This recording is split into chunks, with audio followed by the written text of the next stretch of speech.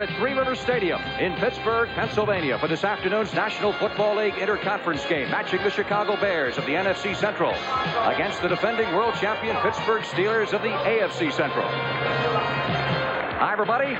I'm Frank Lieber along with Roger Staubach. Strength against strength, you'd have to say. The Bears, Peyton, the running game against the great Steel Curtain defense. That's exactly right, Frank. Peyton has had trouble in 2 games running the football, so it's a great challenge for the offensive line of Chicago to run against Pittsburgh. Pittsburgh's been fairly vulnerable against the pass. I think Phipps is a very key element to the success of Chicago today, throwing against that Pittsburgh secondary. Teams have done it, so it should be an interesting matchup. Hopefully Peyton can run for Chicago, but Phipps has got to throw the ball. Steelers, of course, like to throw it as well, and they're going against Chicago's strength, their pass defense.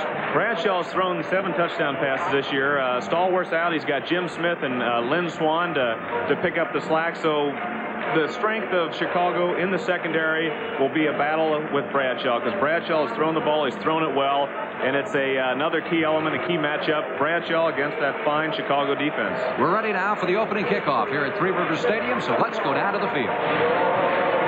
Matt Barr, number 9, will be kicking off for the Pittsburgh Steelers this afternoon. The deep men for the Chicago Bears, Matt Suhey, number 26. One of their top rookie draft picks, and a former Penn State star celebrating a homecoming of sorts. He'll be flanked by Vaughn Lusby, a newcomer. And we're underway at Three Rivers Stadium. Suhey chasing this one into the end zone. Touchback.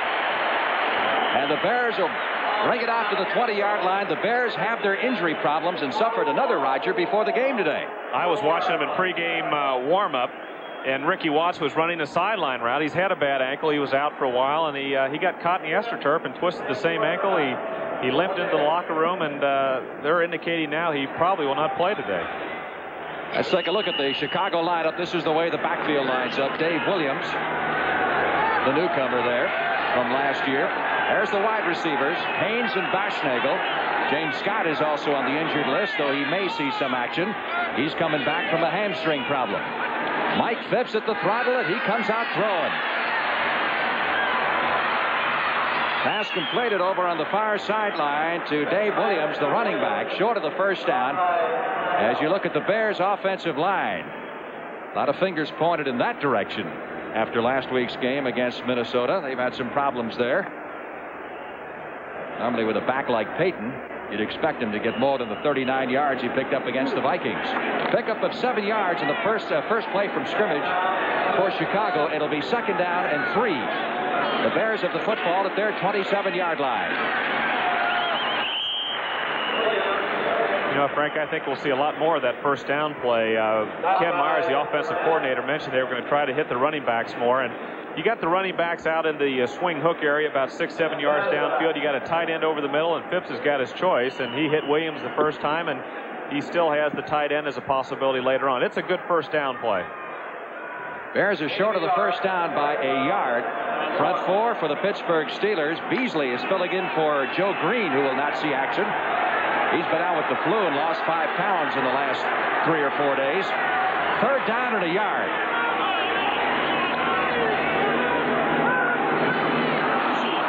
Penalty marker down as Peyton picks up the first down and a lot more, but there is a marker down. Yeah, it looked like Pittsburgh's right side was offsides. Of course, they'll decline it if that's true, but it looked to me like Pittsburgh was jumping the gun a bit. John Banasak made the stop. Offside against the Steelers. And we will surmise here that the Bears will decline the penalty, which will mean it'll be a first down at the 41-yard line. Here's the Pittsburgh linebackers. Couldn't find 3 better in all of professional football than Messrs. Ham, Offside. Lambert, and Cole. Number 56, defense, decline. It was First Robin down. Cole, the linebacker, who was offside. Here's the Pittsburgh secondary. You've had a little experience throwing into that group. Yeah, it's a good secondary. They're excellent tacklers. They do a good job against the run, Pittsburgh, because their cornerback support so well, Blount and Johnson. Peyton on the pitch. Cuts back inside, picks up 5 to the 46-yard line. Oh, he can move upfield once he makes that cut. Yeah, Peyton is, he can do it all. He's got great quickness. Once he makes his move, he can cut inside. Right here, when he makes that move, he's still at full speed. He can cut inside. Lambert's over there. He gets knocked out of the play, though, and there's a couple of Greenwoods over. But Peyton's ability to cut, Frank, when he cuts, he's at full speed, and that's the difference between the great ones and the also runs. When he cuts, he's got that speed and acceleration, and he's got those quick feet also. They pick up a 5 yards of the play. It is second down, 5. Bears moving the football from their 47-yard line. Early in the game, no score. Great big hole. And Peyton jets across the 50, past the 45, and down to the 42. Now that's impressive. Yeah, that's an excellent play. They're going into the middle a little bit. Greenwood is jumps just a tad. They don't call him there, but he's still off balance there. And it looks like Sorey was able to get out. And once Greenwood made that move, though, he was off balance a little bit. He tried to get back, and then Peyton cut inside that the block by Sorey. That's another first down at the 43-yard line. Ricky Watts, by the way, has just come into the game. So he must have retreated to the locker room and got that ankle tape securely. He's in at a wide receiver right now. And Phipps is looking in his direction. Decides to go short instead and completes it at the 30-yard line to Suhey.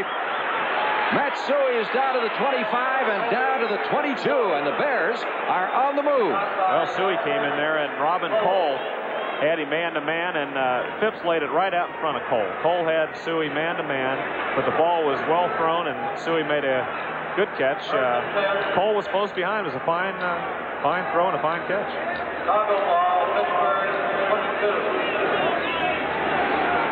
Watch Robin Cole's hand here. He's got his left hand, missed it by an inch. Well, Watts is back out again, but he's still going to play today.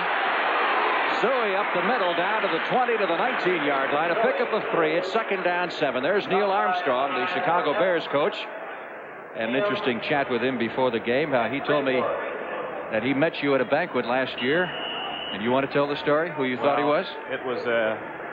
It was in Chicago, and I thought he was the astronaut. I barely got out of my mouth, but I was sure enjoyed your trip in space. And before I was half done, I said, no, I'm not the astronaut. So he's heard it a few times before, and I was just one of the klutzes he's heard it from.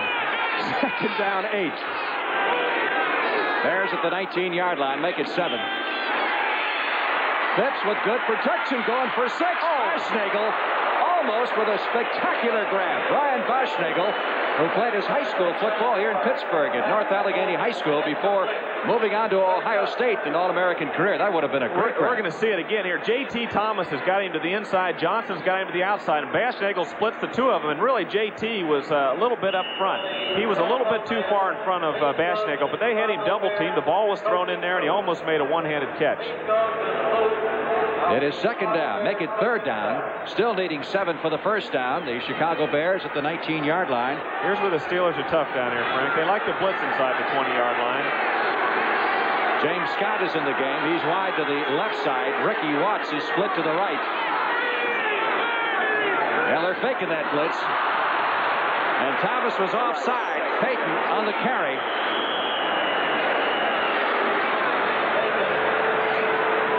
J.T. Thomas, 24. What they do Watch it. Inside the 20, they like to blitz a lot. They like to fake the blitz. But here, of course, J.T. is he's the safety that's going to blitz this time. You can blitz with linebackers or the strong safety, the weak safety. That time they were going to bring everybody, including J.T. Thomas, and he has to gamble on the count. He's got to anticipate the count. And as you saw, he did not anticipate the count. 5 yards walked off, and let's get the call from the referee, Jerry Seaman. Offside. Defense.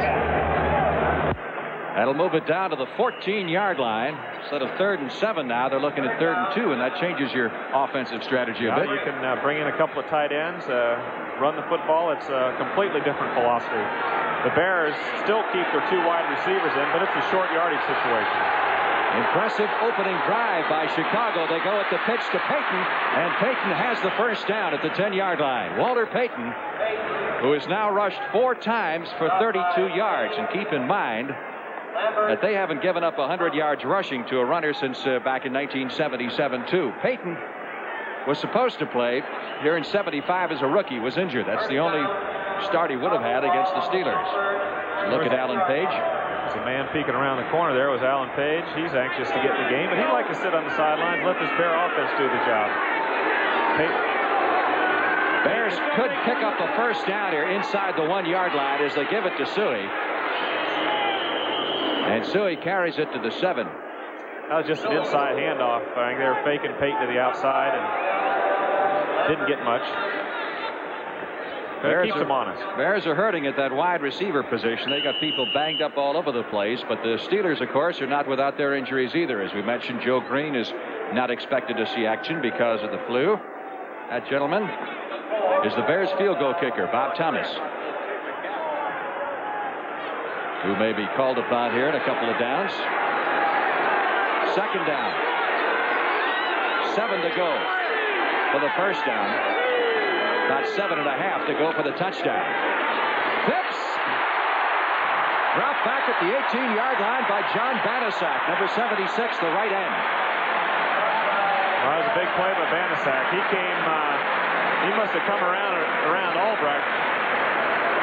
Can't quite see him here, but he made an inside escape. He faked to the outside and came inside to Ted Albrecht, number 64, and Banasac is created the 5th trap for the Steelers. The Steelers are down in traps this year. They've only had 4 going into this game, so that's number 5, and that came at a opportune time.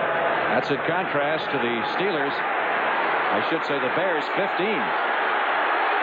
Third down. In a 3-man rush now. 3 men down, and they got one lineman out. Bears from the 17-yard line move it to the 11, and that's going to be it. So Bob Thomas will be called upon to do his number as the trap certainly paid off. Williams, the pass receiver, Dave Williams, who was signed early last year as a kick returner and then saw all kinds of service because of injuries to Harper and other Bear running backs. Chuck Noll, the head man of the Pittsburgh Steelers. You called him, as I recall, one of the, if not the most underrated coach in football. Well, he doesn't get the fanfare that a lot of coaches do, and a lot of them deserve it, but he's right up there with the best. Of course, he came... 28-yard field goal attempt by Thomas is good. Right through the middle. He was the backup coach of the 70s behind Don Shula. Chicago Bears, an 80-yard drive culminating in that 28-yard field goal, and they lead the Steelers 3-0. Frank Leber along with Roger Staubach at Three Rivers Stadium in Pittsburgh, where the Bears lead the Steelers 3-0. Been rather quiet here so far. Capacity crowd of 55,000 as you look at Frank Pollard standing a yard past the goal line. Bob Thomas with the kickoff, and Pollard takes this one 2 yards deep. Out to the 10, 15. Pollard at the 20. You'll notice he made very sure he hung out of that football. Steelers will take it at the 32. Well, Terry's had some sore ribs. He's wearing a flak jacket, and I asked him about it. The only problem I had, Roger, was pressing on the ribs, and it actually made them sore than if I just dressed like this. But I have to wear them to prevent me from breaking them. And it's not going to prevent them from hurting if I get hit. 1st and 10. Steelers' first offensive possession at their 31-yard line. There's a fumble, a loose football, as the ball was wrestled loose from Greg Hawthorne, and the Bears have recovered. And again, the old turnover bug bites the Pittsburgh Steelers on their first play from scrimmage. Franco, an inside handoff to Hawthorne, and he just lost control of the ball. He didn't get hit. He just lost the football. And some Bear underneath there recovered it. Turnover number 12 on the season for the Pittsburgh Steelers, who led the league in that category. Blank picked up the fumble for the Bears. Their fine safety. And a golden opportunity here for Chicago as they have a first down at the Steeler 38-yard line. They go to that short pass to back again here. Boschnagel to the right side, Scott to the left. Running backs are Walter Payton and Matt Suey, or rather Williams. And Phipps trying to throw the ball. Fumbles it. It's a loose football. And the Steelers get it.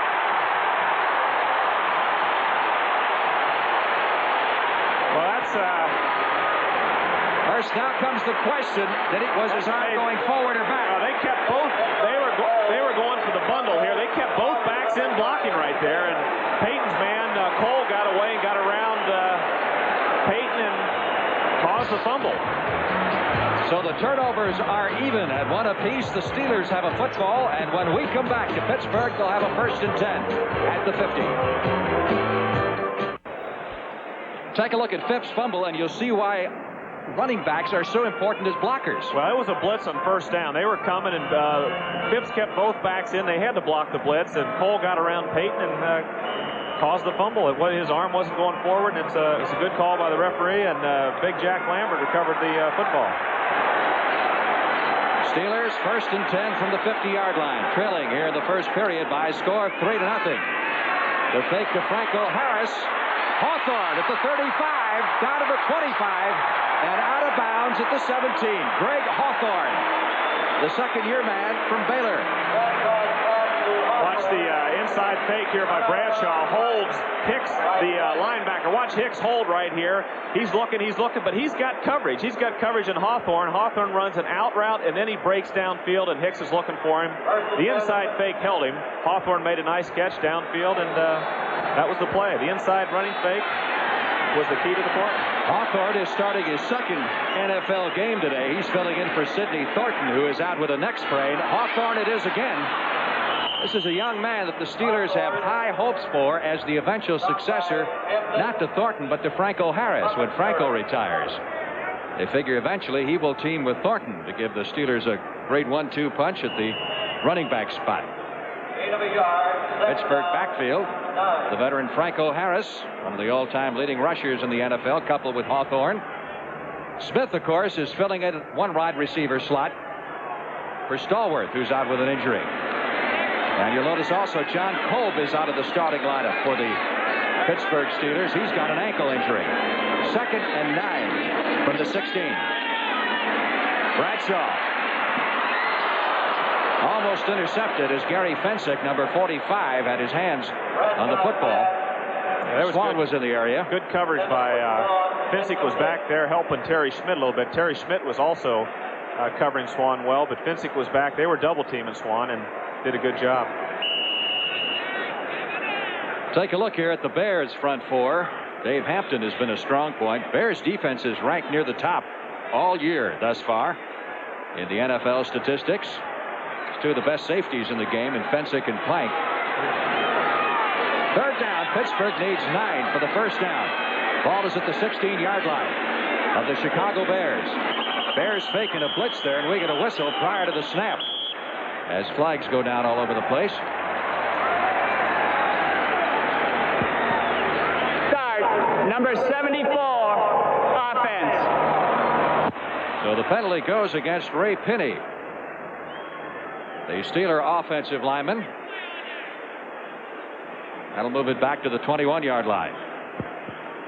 Start, number 74, offense. 3rd down at 14. See Pinney on the left side of your picture moving his body. That's a no-no. Can't do that with offensive linemen. 3rd and 14 from the 21-yard line. Got Smith to the corner. Smith it is. Touchdown. Well, I tell you, that's confidence. Allen Ellis was over there, and again, Plank was over there. They were doubling Smith. Smith made a good move to the inside, and Ellis should not have gone for that fake to the inside because he had Plank over there helping. It just was a mistake. Bradshaw had enough confidence in Smith and drilled it in there. Perfect throw, and it was a good route into double coverage. 6 minutes, 14 seconds left to play in the opening period. Barr on to try the extra point. Colquitt to hold. And the kick is good. And the Steelers take the lead midway through the first period of play. 7-3 back at Three Rivers Stadium right after this. For the record, Terry Bradshaw's first touchdown pass ever against Chicago. His 10th straight game, he's thrown a touchdown pass. Here's one of the strengths of Bradshaw. He's got such a good release, and you got to put that ball on a line, because Ellis was over there and Finsick was over there also, and you've got to drill it in there. You can't lay a pass up like that and be knocked down. Bradshaw has the strength to drill it in there, and that was the difference in the touchdown. So Bradshaw's now gone for the cycle. The Bears, prior to this, the only team in the league he hadn't thrown a touchdown pass against. Suey up the middle, 20, 25, 30, running hard out to the 32-yard line. Ex-Penn Stater getting a lot of work. Zach Valentine making the stop off the Steelers special unit. There's Bradshaw getting briefed. And along with him, his backup, Cliff Stout, who last week qualified for his pension in the NFL without ever playing in a regular season or postseason game. That's not bad duty. He said he moved up from the clipboard to the headset, though. He's getting closer. Payton bounces out across the 35 to the 36-yard line. Of course, you never made the clipboard, did you? When you came to the Cowboys, you were first string automatically, so you were automatic headset, weren't you? I went right to the headset. Think you missed anything? It's a big jump. 2nd and 7. This telecast is presented by authority of the National Football League. It's intended for the private use of our audience, and any rebroadcast or other use of this telecast without the express written consent of the Pittsburgh Steelers and the National Football League is prohibited. Ball is at the 35-yard line. Steelers faking the blitz. Phipps back to throw it. Sees a hole up the middle. Runs it out to the 40 and slides to a halt at the 45-yard line. That's enough for a Chicago Bear first down. I imagine you don't have too many fond recollections of this stadium, particularly your game here last year with the Cowboys. I remembered the game for 3 quarters, and then I remembered going to the airport on a bus after L.C. Greenwood put the lights out. L.C.'s their leading pass rusher, and I was stumbling like Phipps was running well that time. I stumbled for a first down and got hit by L.C. Quick pitch to Payton. Marker on the play. Payton reaches the 48-yard line. Only 5 players in the history, as you get illegal use of hands against Chicago, only 5 players in the history of Three Rivers Stadium have ever rushed for 100 yards against the Pittsburgh Steelers. That's the job that Payton has. Other scores throughout the National Football League. Rams have jumped on top of the Giants.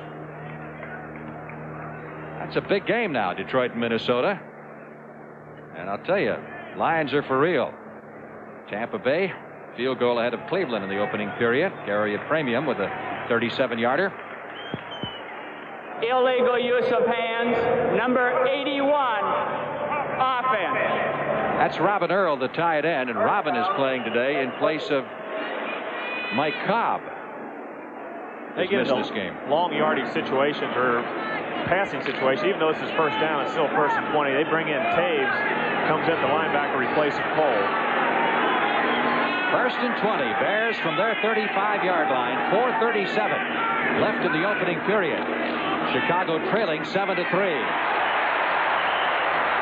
Absolutely nothing there for McClendon. Willie McClendon, number 37, the second-year man from Georgia. Well, John Banasek made a nice play there. Cincinnati's ahead of Houston in Cincinnati. It's a big game for Cincinnati, and Houston has a factor here for the Steelers. The Steelers lost a tough one in Cincinnati last week, 30-28. 2nd and 22 for the Bears after a loss of 2 in that last play. Phipps sending Baschnagel wide to the left side. He's got Watts flanked to the right.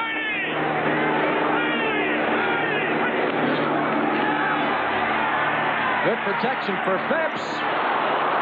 Through the outstretched hands of Baschnagel. That certainly looked catchable, didn't it? It was catchable. That was it's a good play. It got him about 10 or 12 yards. It put him into a 3rd and 10, but the incompletion now makes it into a 3rd and 22. So Phipps wasn't going for the bundle. He's trying to get the 10 to 12 yard range, and he put it on the money to Baschnagel right there. A little bit high, but he should have had the football, and he realizes it. Terry Bradshaw checking that flak jacket. You never wore one of those, did you? I wore rib pads, but I didn't wear the flak jacket. I think Pastorini started that flak jacket in Houston. 3rd and 22 for the Bears at their 33-yard line.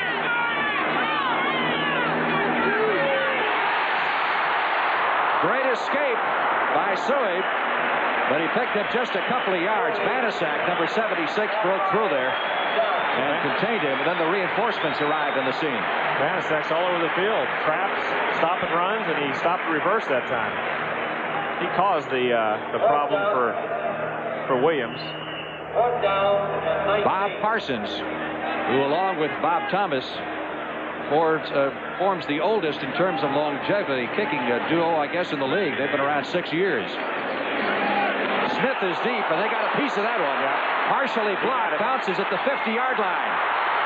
Pollard picks it up at the 45 and is run out of bounds at midfield.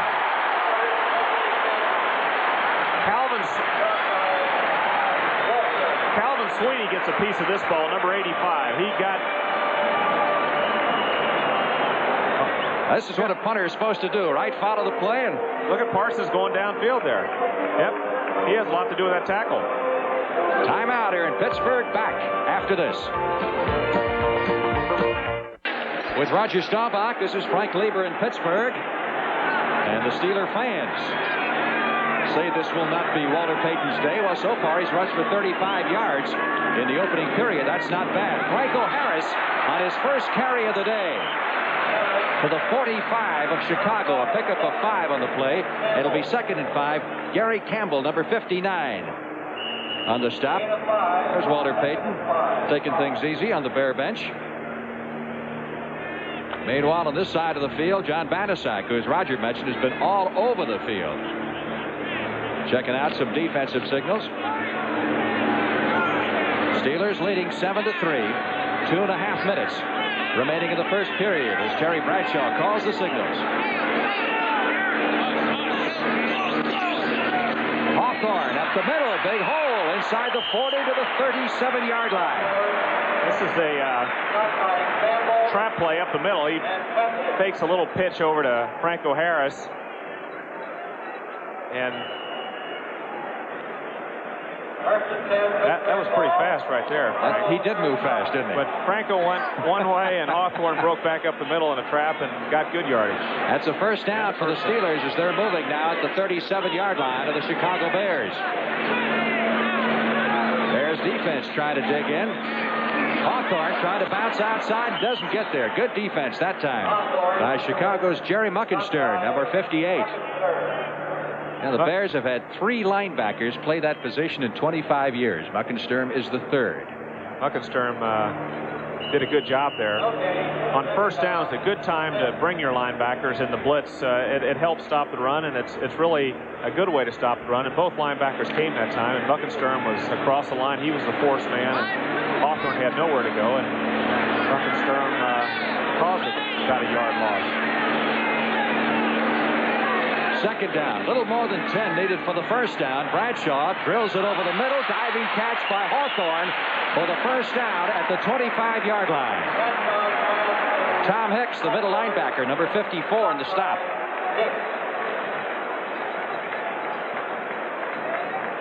Bradshaw's back, and again, Hawthorne's coming around the corner there. He's to your right, breaking to the left, number 27. It ball's low, and good pass, and Hawthorne might have gone a long ways, but it was complete and good enough for the first down.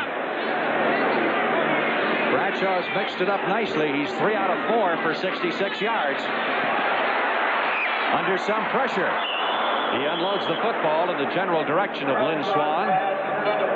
Swann, who caught the longest pass of his career last week against Cincinnati, a 68-yarder. Pressure makes a difference in this play. Hartenstein, number 73, is coming from the other side over there, and he gets, he's trying to hit Swann. Swann's trying to come back to the ball, and Terry Schmidt was close by.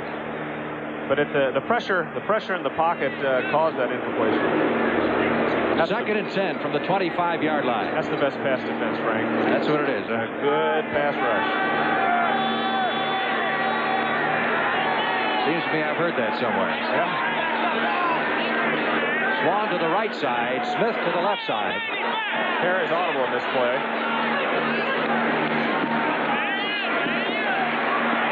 Wide open, Hawthorne at the 22, down to the 20, and drives forward to the 15-yard line. He'll be very close to the first down.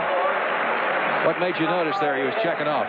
Well, he saw something, and he was screaming out a change-up, and either could be a color or a number while he was at the line of scrimmage. Clock running down the final 5 seconds of the first period, and there is the gun, signifying the end of the first period of play here at Three Rivers Stadium in Pittsburgh, Pennsylvania. The Steelers leading the Bears 7-3. The NFL on CBS. Today's game is sponsored by Natural.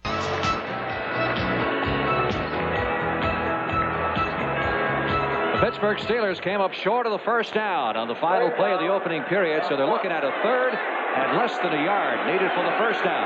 Nose of the football just outside the Bear 15-yard line. Randy Grossman, number 84, the tight end, positioning himself to the left. Hawthorne gets the call and hurdles down to the 12-yard line to pick up the first. It'll be 1st and 10 from the 12. Now, talking about Terry Bradshaw, it has been said before, but back in 1970, when the Bears and the Steelers tied for the worst record in all of pro football, 1-13, they flipped a coin to see who would pick first, and that coin flip was called correctly by Pittsburgh. Otherwise, Bradshaw could be in a Bear uniform today.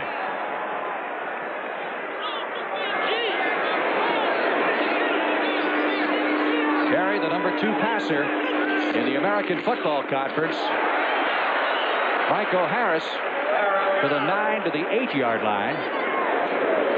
Doug Plank, number 46, coming up from the safety position to make the stop.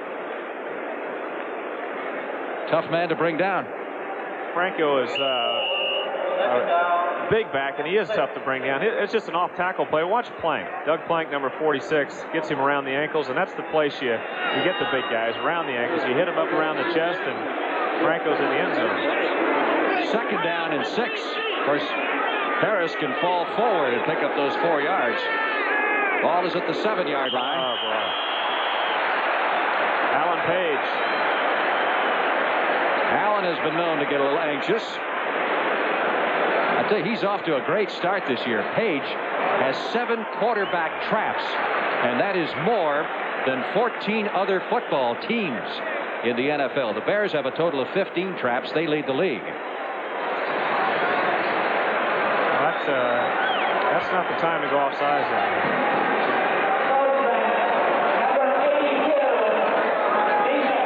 Half the distance to the goal, moves it down to the 4-yard line. It'll be 2nd and goal from the 4. Bradshaw sending Swan wide to the right side. He's got Smith split to the left. Harris and Hawthorne are the running backs.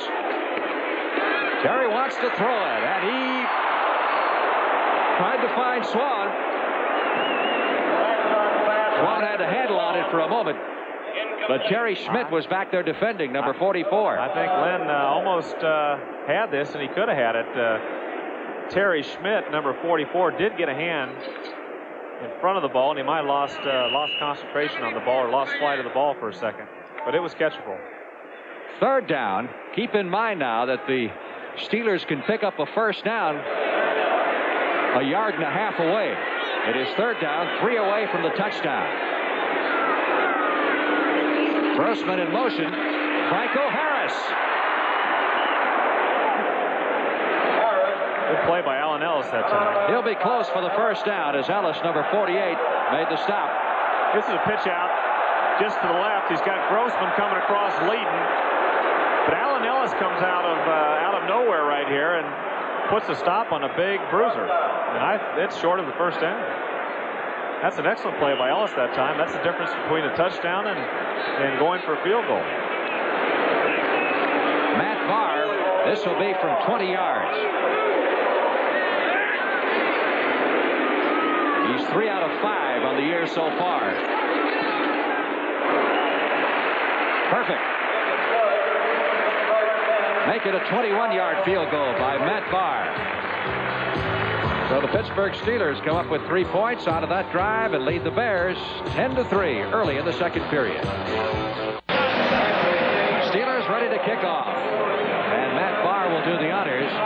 The deep man is Matt Suhey, the rookie from Penn State.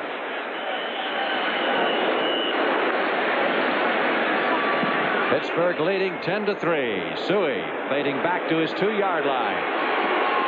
10, 15, 20. Out to the 24, and we get a flag. Penalty marker on the play, and let's see what it's all about. Steelers are indicating that the flag is against the Bears.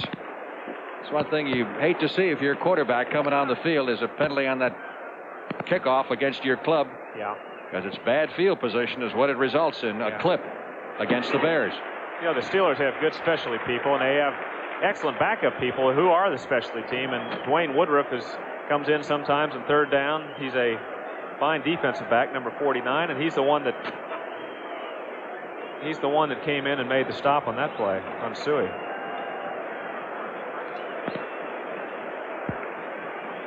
Personal foul, clipping, number 57, receiving team. And I think we can pick that up. Maybe we can catch him on the upper right portion of your screen. See the clip, 57 there, Lee Kuntz. Yep. Half the distance to the goal, moves it back to the 11. So Phipps will have to move it from there. He's got Dave Williams and Walter Payton in the backfield, does Mr. Phipps. Payton gets the call. Driving tackle that time really moved him back. Greenwood, number 68. There's Terry. He's taking a rest, talking it over. Interesting comment from Phipps, who was asked the 2 best pro football players he ever saw, and he said number 12 of the Pittsburgh Steelers and the guy wearing the CBS blazer up here in the booth. That's a nice compliment. It is nice. I don't have my blazer on now, but did you mean me? I think I did. I don't see anybody else around there even owns one. You know, Walter ran into Noah Jackson that time as left guard. So Noah's got to get one step ahead here. 2nd and 7. He does run hard. Payton crosses the 15 out to the 16-yard line. Walter's approaching the 50-yard mark in the rushing department. You know, it looked like Payton had a hole there, and Tom Beasley, number 65, moved in and did a good job. Other scores throughout the NFL. Another touchdown for the Los Angeles Rams and an Elvis Peacock run. He scored both of their touchdowns. Saints got a field goal in front of Miami. And Cincinnati still leading Houston 7-0 on Jack Thompson's touchdown pass to Don Bass. 3rd down, 3. Our score, Steelers 10 and the Bears 3. Chicago's ball from the 16-yard line. Phipps hitting Baschnagel for the first down at the 25. In front of J.T. Thomas. Franco Harris, one of the all-time greats in the National Football League. Players shaken up on that last play. Bear player. So we've got an official timeout on the field with 11 minutes and 4 seconds remaining in the first half of play. You know, talking about Franco Harris, he appears to be a certainty for the Professional Football Hall of Fame and is now the number 3 all-time rusher. Lynn Swann and Theo Bell sitting it out. Isn't that tough on your helmet? That sure is tough on your helmet. I don't think the helmet knows though. Baschnagel was the Bear who was shaken up, but he walked off the field under his own power. 1st and 10 Bears. Payton trying to get outside and got maybe a yard. Mel Blunt made the stop. We get word from the bench they're looking at Baschnagel's right shoulder. That's all that the Bears need is another injury to a wide receiver. Well, the right tackle is coming around this time. Dennis Lick, number 70, is pulling. He tries to get out in front of the play and runs into a little bit of resistance right here. Suhey's also having trouble with Robin Cole, but Blount comes up and makes the play, and it's tough to run outside on the Steelers, and Payton's success, I think, will be inside today, cut back inside. Baschnagel is back in the lineup. Steelers go with a nickel defense, a 5th defensive back on 2nd and 9. Suhey Plows forward across the 30 out to the 31. Let's talk about this Steeler defense a little bit. How did you attack it when you were with the Cowboys? Well, the big thing is you have to pick up their blitz. They like the blitz a lot, so if you're going to have some success throwing the football, you got to pick up the blitz. If you can pick up the blitz, you get them in some man-to-man, you can throw the ball. Ideally, you like to run against them, but it's tough to run. We had some success running against them, but overall, the success we had was throwing the football. They're just tough against the run, and it's it's difficult. So you got to take what you can get. The passing game seems to be the best that you can do against the Steelers. 3rd down, 5. Bears ball at their 31-yard line. Payton and Williams the setbacks. Phipps back to throw it. Completes it to Payton for the first down. Penalty marker thrown in the defensive backfield as Payton is dropped at the 37-yard line. That was a late penalty there, so it looks like it might be against the Bears. Big Robin Earl looked a little bit guilty there. Offensive pass interference against Chicago will wipe out the first down. Phipps thus far is 4 out of 6 for 44 yards. Bradshaw is getting a little thin on top, isn't he? He he doesn't have his toupee on now, does he? Pass interference, number 81, offense. That's the tight end, Robin Earl. As you mentioned before, how do you attack Pittsburgh? There's a statistic that's interesting. Last year in '79, there were only 2 teams that rushed for over 100 yards against Pittsburgh. So they are tough up front. They play that gap. See those guys? They're angled in here. Beasley and Furness, they got those bodies. They're playing a gap. They're trying to protect the gap so the linebackers have some freedom to roam and make the tackles. Bears now have a 3rd down and 15 from their 21-yard line following the walk-off for offensive pass interference. Phipps under pressure throws the ball behind Dave Williams, the intended receiver, and the Bears will have to punt it away. Williams, a one-time Dallas draft choice, who went on to play in Canada. And Bob Parsons comes in to do the punting. All those penalties kill you. The Bears have a first down. They're about the 34-yard line, 35-yard line, and that penalty sets them back. And now they're punting from the 20 and probably give Pittsburgh good field position here. Not much wind here. Nice kick by Parsons. Jim Smith fades back to his 28. Up to the 30, 35. Trying to get to the sidelines. And is dropped at the 38-yard line. Excellent punt by Parsons. And good coverage by the Bears special units. When we go back to play, the Steelers will have the ball. 1st and 10 at their 38. There was a penalty on the punt play. A holding call against Zach Valentine of the Steelers. That was a late penalty. They must have been holding each other during the timeout. They just picked that up. That put Pittsburgh back now. They're back to the 29, so there was a lot of yardage gained by the fine punt and also the penalty by Chicago. Bradshaw trying to get him revved up again. Hawthorne on the delay. Across the 30 out to the 33-yard line. Mac Hartenstein, number 73, on the stop. Of course, if Phipps continues to have problems, you might look for number 8 sitting on the Bear bench, Vince Evans. Vince Evans came in last week against Minnesota. He had his moments. He had some tough moments also, but he threw about an 89-yard touchdown pass to Ricky Watts. So he about beat the Cowboys last year, didn't he, in Dallas? He did. He threw a couple of touchdown passes, and he's got a fine arm, and they're looking for a bright future for Vince. 2nd down. Steelers need 5 for the first down from their 34.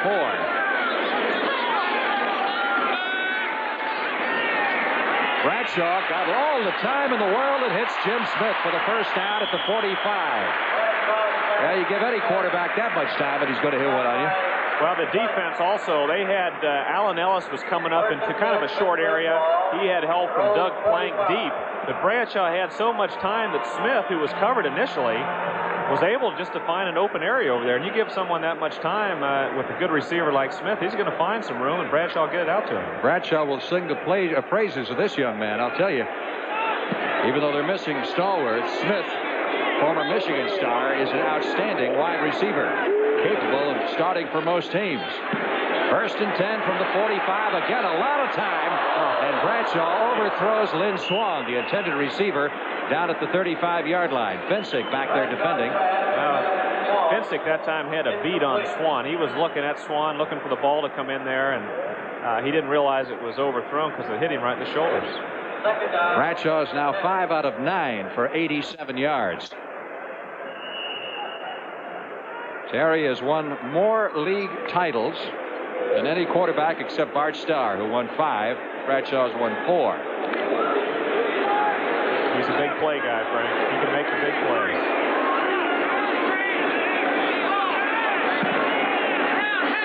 Second and 10. He's got a little audible going here.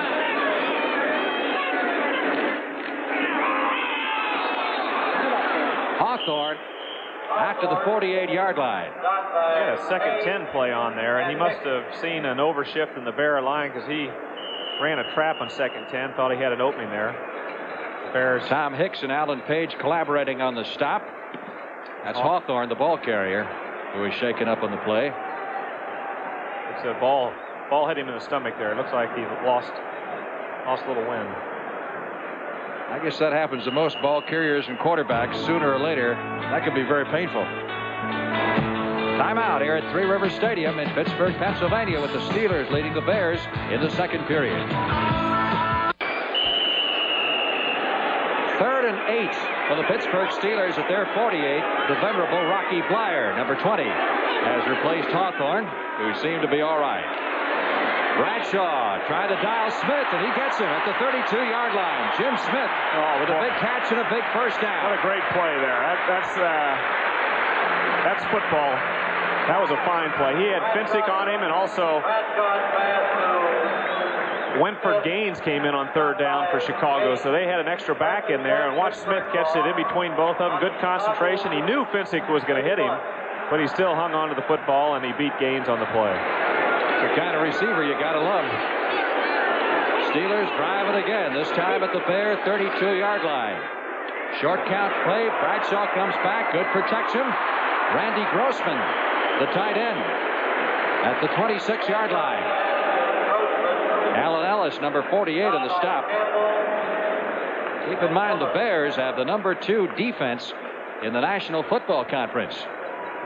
You know, Grossman has really been a plus for the Steelers. They've had Benny Cunningham has been hurt off and on. He's an excellent athlete. He's big, but he's been hurt off and on. Every time Grossman's come in, whether it's been in a Super Bowl or regular season game, he's made big plays after big plays. He'll catch the short ones. He can also get deep over the middle. He's an excellent receiver for a tight end, and he's done a good job replacing Cunningham. 2nd and 4 from the 26. Bleier on the reverse to Lynn Swan.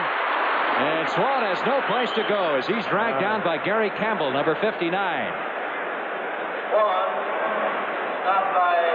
You know, Campbell must have seen a key. He must have read a key. He might have seen a guard pulling towards him, and he just didn't move. Bleier handed off. Swan coming around, and Campbell just stayed home. He stayed right where he's supposed to be and created the problem on the play. Sweet tackle for Campbell, who was originally a draft choice several years ago of the Pittsburgh Steelers and was released as a non-prospect by the Steelers.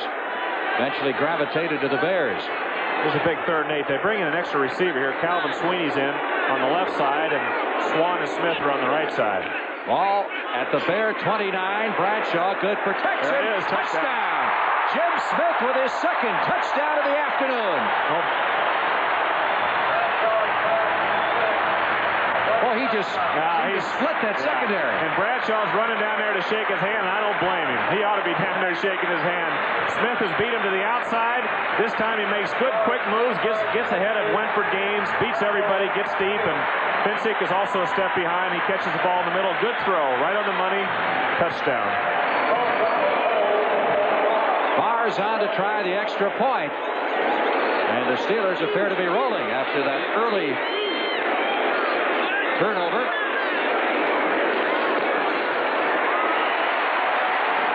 That makes it a 17-3 game. Take another look from the end zone. Yeah, here's Bradshaw. He's going back. He's looking the whole field. Then he's coming back. He's looking to the left, and he comes back to the right to Smith, and Smith is down the middle, and he's got him beat.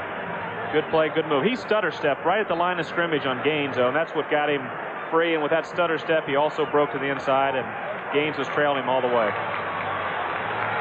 Jim Smith getting his big opportunity with Stallworth on the injured list. Stallworth is sidelined with a cracked shin bone and is on the 4-week list. But Smith is a draft pick out of the University of Michigan who has done extremely well for the Pittsburgh Steelers. Kick return guy and backup wide receiver, and a good man to have in your club. 2 touchdowns for Smith this afternoon.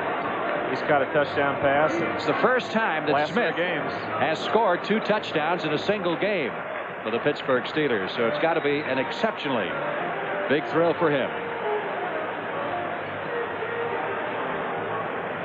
So the Steelers are firmly in command now. 7 in the first period, 10 here in the second, which has 5 minutes and 5 seconds remaining, and a 17-3 advantage over the Bears. And again, you see how important that penalty was where the Bears missed the first down to keep their drive going. They gave the ball up, and the Steelers stuffed it right down their throat. Suey out to the 20, and then driven back. Now there's Jim Smith. Before the game, I was asking Terry, with Stallworth out of there, could Smith do the job? Jim Smith is as capable. I know that's hard to believe for the viewing audience, but here's a kid that has all the ability and the speed and the strength. He's stronger than John, has as good a leaping ability, and we have not altered our passing attack whatsoever. I believe firmly if you work on something from July to right now, people you put in there are supposed to take up the slack, and I'm not going to change my passing attack because we have a guy out. So they know this. Smith knows it. Sweeney knows it. If they're open, I'm going to try to get the ball to them. I don't care who they are. And so we haven't altered it one bit.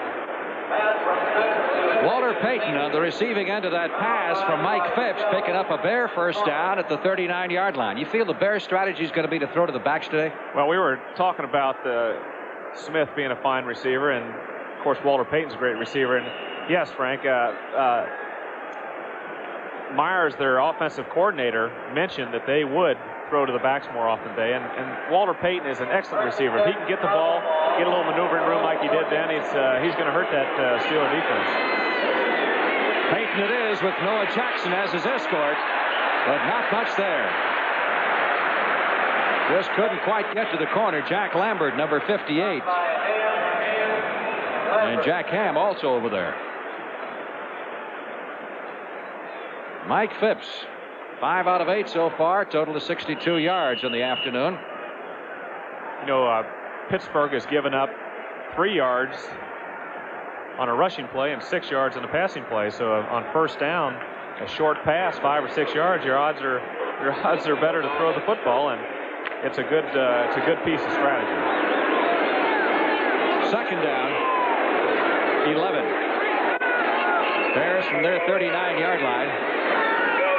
High formation, Suey and Payton behind Phipps. Gets it away, incomplete. Intended for Scott at the 45-yard line. Mike Phipps made his NFL debut against the Pittsburgh Steelers here at Three Rivers Stadium as a member of the Cleveland Browns in his rookie year. There's the play being sent in. They're utilizing the wide receivers, Ricky Watts in this case, number 80. So it'll be a 3rd and 11 upcoming for the Bears. They got to get something going offensively here. They do. It's the Steelers are really shifting people in and out. They've got the 3-man rush this time with 4 linebackers. They've got a blitz look right now. Everybody's up close to the ball, but they're coming out of it. So they fake the blitz. Phipps going long for Watts. Couldn't find it. He was well covered by Ron Johnson. Also, J.T. Thomas is over there. So it would have had to been an unusual throw and an unusual catch, because he was well covered inside and outside that time. He's going deep. He's going for it all. Johnson's got him to the outside. J.T. Thomas is in there. Casey breaks back to the middle, and the ball's thrown outside, and Johnson almost made an interception.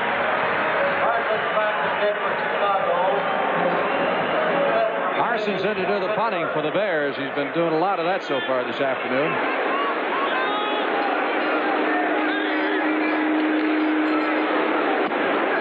And that man, Jim Smith, is deep. Fine punt by Parsons. Drives Smith back to the 11.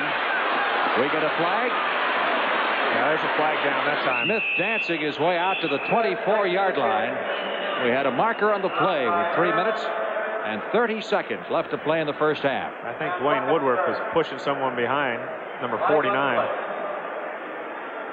You're not allowed to do that. Is that right? Yep. It's a new rule they put in 34 years ago. Illegal use of the hands is the indication given by the referee against the Pittsburgh Steelers.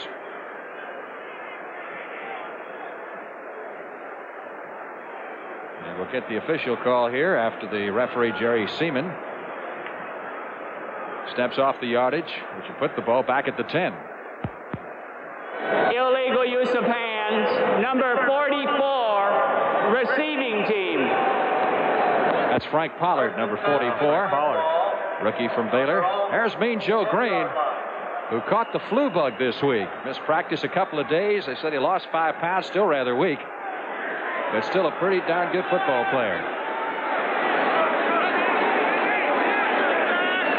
First and 10 for the Steelers at their 10-yard line. Bears just haven't been able to stop him. Bradshaw's had all day to throw the ball. That could have been disaster. A bullet right at Fensick. I don't think he even saw Fensick. No. Fensick was kind of sneaking there behind the line of scrimmage and into a short area, probably playing the a screen pass, and Bradshaw drilled it downfield, and the Fensick jumped up and almost intercepted it. You know, the Bears say that their duo back there, Fensick and Plank, is equal or better than the Cowboys' great duo of years gone by of Waters and Harris. Well, there's a lot of fine duos back in the secondary of some teams, and Fensick and Plank can hang in there with the best of them. Second and 10. Bradshaw 8 out of 13. Big hole open up the middle. That's out to the 21-yard line, and really motoring through there is Russell Davis, number 45, who is the leading ground gainer for the Steelers during preseason. Second-year man, and missed virtually all of last year with injuries. First down, Pittsburgh at the 21-yard line. That was an excellent call on second down. It was just a trap, second and 10, and they got enough for the first down. Hawthorne, you'll recall, was shaken up in the last series of downs, so he's getting the rest, and so is Franco Harris. Got Rocky Blyer and Davis in there right now. There's the time remaining in the first half of play with the Steelers firmly in command, 17-3. You know, the inside handoff that time into the middle of that line, that Steeler offensive line has really been something special. They got a bunch of weightlifters there, including Mike Webster, who probably leads the weightlifting on the team, and his arms are bigger than my legs. They got a fine interior line, and John Cole was out with Ted Peterson in there at left tackle. Other than that, the line's intact, and it's a good one. Second and 8. Webster won the NFL's strongest man contest on CBS earlier this year. Oh! Intercepted over the middle. Gary Campbell down to the 25 and out of bounds at the 23-yard line. That could be a very, very important play for the Chicago Bears, who needed something big to happen to get back in this game. He's back here now. He sees Swan well covered, but he throws a sidearm right here. Right, watch him. He throws a sidearm, loses, didn't see Campbell. Campbell makes a nice play, steps in front of Cunningham, and there he goes.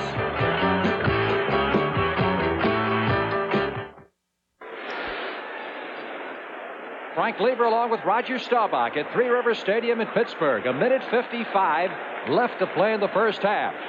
And Pittsburgh leading it 17-3, but the Bears have just had opportunity knocked for them in the face of that Gary Campbell interception, the second turnover allowed by the Steelers today.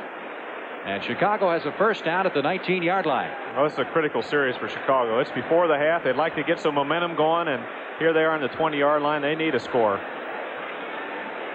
Terry's been over there shaking his head, Frank. He's talking to Chuck Noll, and last week on the sidelines against Cincinnati, he and Noll really got into it. Well, evidently had a communication problem somewhere. But he's probably saying now he wish he hadn't thrown that pass. It was kind of a late decision. He threw it sidearm, and Campbell was right there, so it's given the Bears a good opportunity. Walter Payton fumbled it, picked it up. Fumbled it again. Who got it? Pittsburgh recovers. See, Payton amazing. fumbled it twice on the same play. Look at Bradshaw. He's pumped up and ready to go.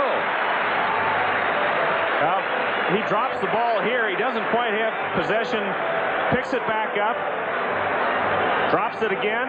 Of course, Cole is responsible for stripping it. And in comes... Looks like number 64. Furness. Big Furness. Steve Furness steps in and recovers the fumble. Bradshaw went on the field excited. And when a quarterback has a turnover, makes a mistake, you're down on yourself.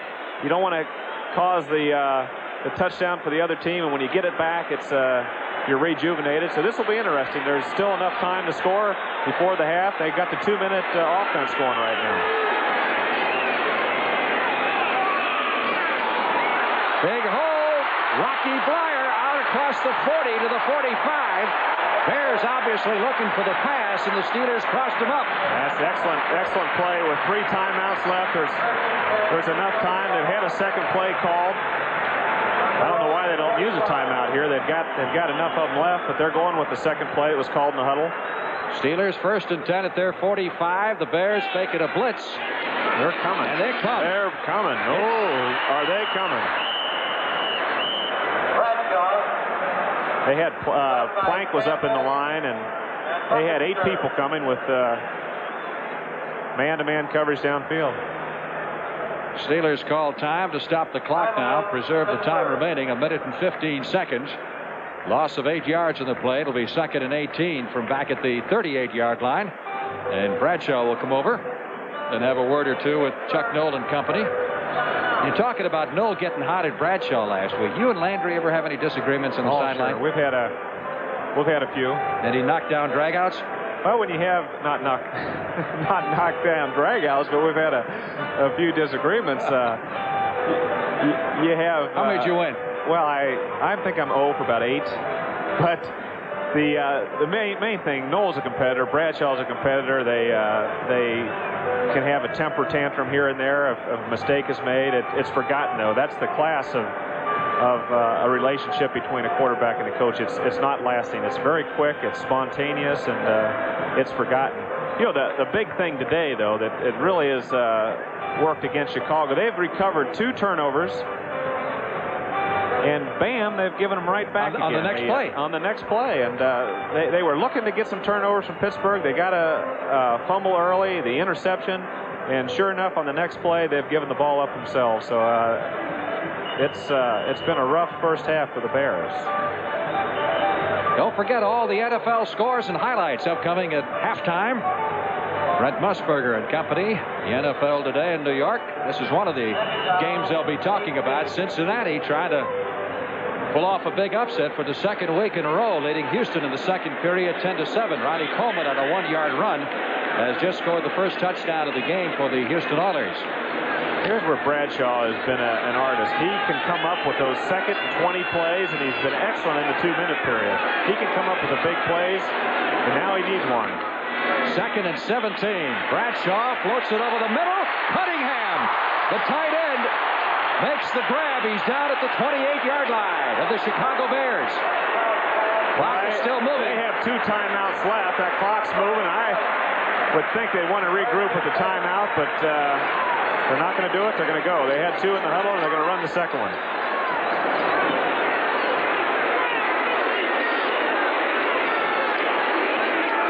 Flag down as Bradshaw pumps it once and then is decked.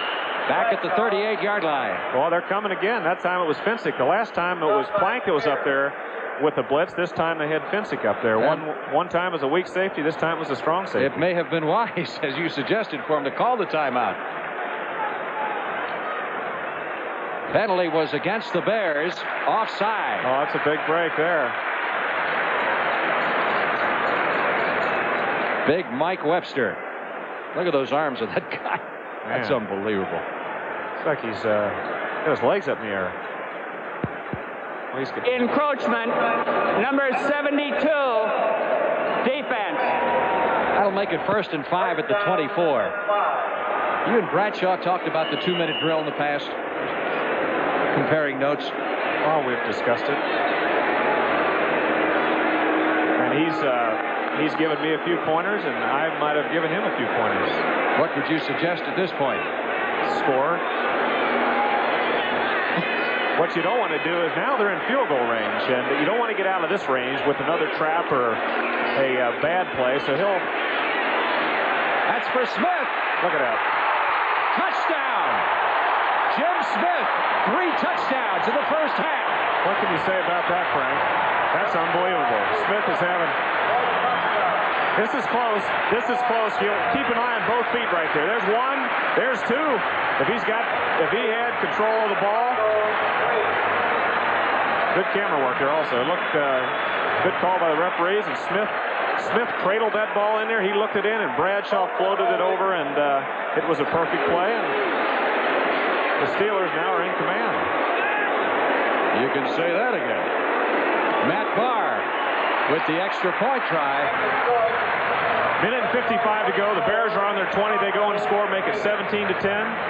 The turnover causes a 24-3 score, and it happens that fast. Yeah, 14-point swing, you might say. And there's the man who's been responsible for 18 of the Steelers' points this afternoon, Jim Smith. Boy, he's going to get John Stallworth well quick. That has a tendency to heal people, doesn't it? Steelers are using 3 wide receivers in a lot of situations, and when Stallworth's back, you got Smith, Swan, and Stallworth. It's pretty tough to defense when you got a guy like Bradshaw throwing to him.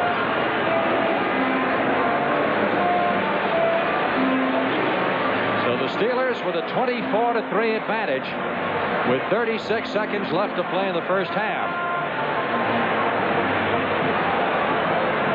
Bears pass defense coming into this game one of the best in the league, and Bradshaw has pretty well shredded them. 10 out of 16 for 200 yards in the first half.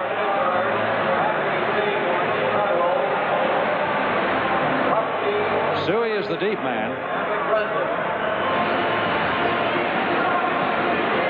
Both teams are hurting in the kick return department because of injuries.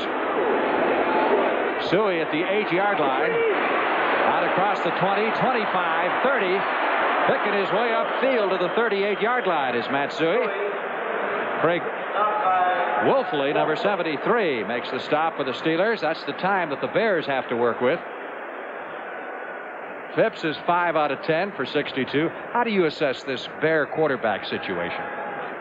Well, of course, Phipps stepped in last year and was responsible for an 8-game winning streak or a 9-game winning streak. 7 out of 8 at the end there. Right towards the end, and he's given them stability there. Of course, Vince Evans played well last year, and then he had the sickness problem, and Phipps stepped in and did the job. So right now it's back and forth. So far, Phipps has had his problems, and you might see Vince Evans in the second half.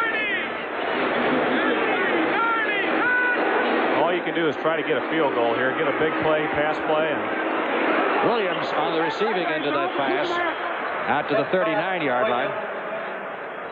Taken out of bounds by... They apparently ruled he was stopped standing up before he went out of bounds. I'd go ahead and stop it, try to get a play over the middle. That's a little bit late stopping it now. Cost them about 10 seconds, but they still have a chance to get a shot over the middle somewhere for a long field goal. Let me put you on the spot here. How good a quarterback is Mike Phipps? Your opinion. Well, that's unfair. Mike has had his moments in the NFL. He's been at it 11 years. He's had some big games. He hasn't got over the hump where he's been a consistent quarterback. He's moved. Started out with Cleveland and has been to a couple of teams now with Chicago, and he hasn't got over that hump into the area of a consistent quarterback. But last year he showed he can win.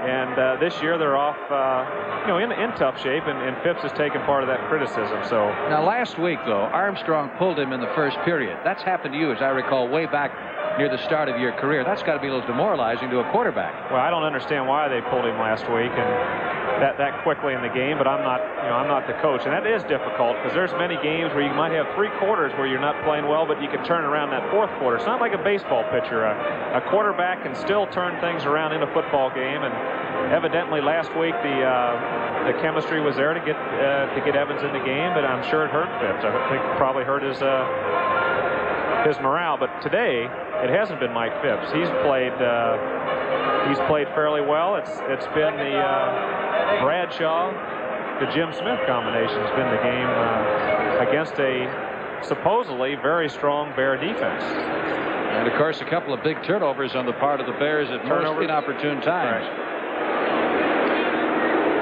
Steelers have turned it over twice, but it really hasn't hurt them. 12 seconds left to play in the half. 2nd and 8. Bears from their 39-yard line. Phipps flushed out of the pocket. Intended for Watts at the Steeler 43-yard line. We'll run the clock down to 5 seconds. Ricky Watts, who's operating with a bum ankle, which he aggravated just prior to the game.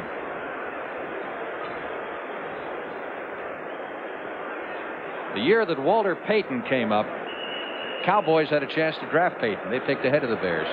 That would have been nice, operating that backfield, wouldn't it? Well, that was an interesting year. That was when Barkowski, they traded draft choices between Baltimore and Atlanta. And Atlanta took Barkowski, and the Cowboys took Randy White. And Payton was actually draft 4th. Ken Huff was picked before him by Baltimore. Whatever happened to him? On 3rd and 8, Phipps over the middle, intended for Boschnagel at the 35-yard line. 1 second. So we'll have time for one more play. Speaking of Payton, too, Walter needs 62 yards today rushing to move past Leroy Kelly into 7th place in NFL history. He has 39 yards in 10 carries. Most of that came in the first period. In the second quarter, Bears haven't had the football that much. Been 1-2-3 punt. Talked about Pittsburgh being thrown on, but one thing that sometimes you forget, that Pittsburgh's offense has been so good, they've got ahead of teams, and the other teams have had to throw on them. So they can work both ways, and the secondary of Pittsburgh is not as vulnerable as the statistics indicate. A rainbow downfield, thrown up for grabs and intercepted as the half ends by Mike Wagner, number 23.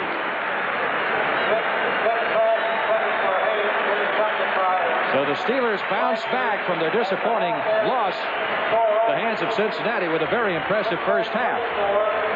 Here at Three Rivers Stadium in Pittsburgh, Pennsylvania. 7 points in the first period, 17 in the second. Yeah. And they lead it by a score of 24-3. Well, a little luck, and Chicago could be in better shape. Those turnovers that they recovered and again gave up to Pittsburgh. Pittsburgh capitalized on both Chicago turnovers. They went in and scored, and that's been the difference in the game.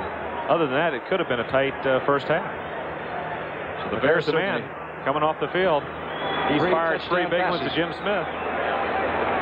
Doesn't look like the ribs are bothering him whatsoever, and that flak jacket certainly doesn't seem to restrain him at all, does it? No, he's throwing well, and he's moving well. Of course, Jim Smith has been open, long, short, everywhere, and he's got everything thrown to him. Capacity crowd of 54,000 on hand at Three Rivers Stadium in Pittsburgh, watching the Bears and the Steelers do battle in this NFC interconference game. Have to go back to 1971 to find the last time that the Steelers lost to an NFC team here at Three Rivers Stadium in Pittsburgh. Here we go. Second half of play. Three Rivers Stadium in Pittsburgh. The Bears kicking off. Bob Thomas. Deep man is Pollard. Frank Pollard.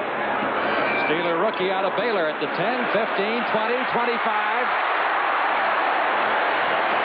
To the 40-yard line. A fine return. Went for Gaines, making the stop.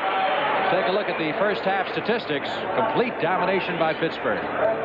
It was complete, and Pittsburgh had 80% of the third down plays, where Chicago had 33%. That and the turnovers basically tells the tale of the first half. Of course, the passing show has been put on by Jerry Bradshaw, 10 out of 16 for 200 yards, working against, up until this game, the #1 pass defense in the National Football Conference, that of the Chicago Bears.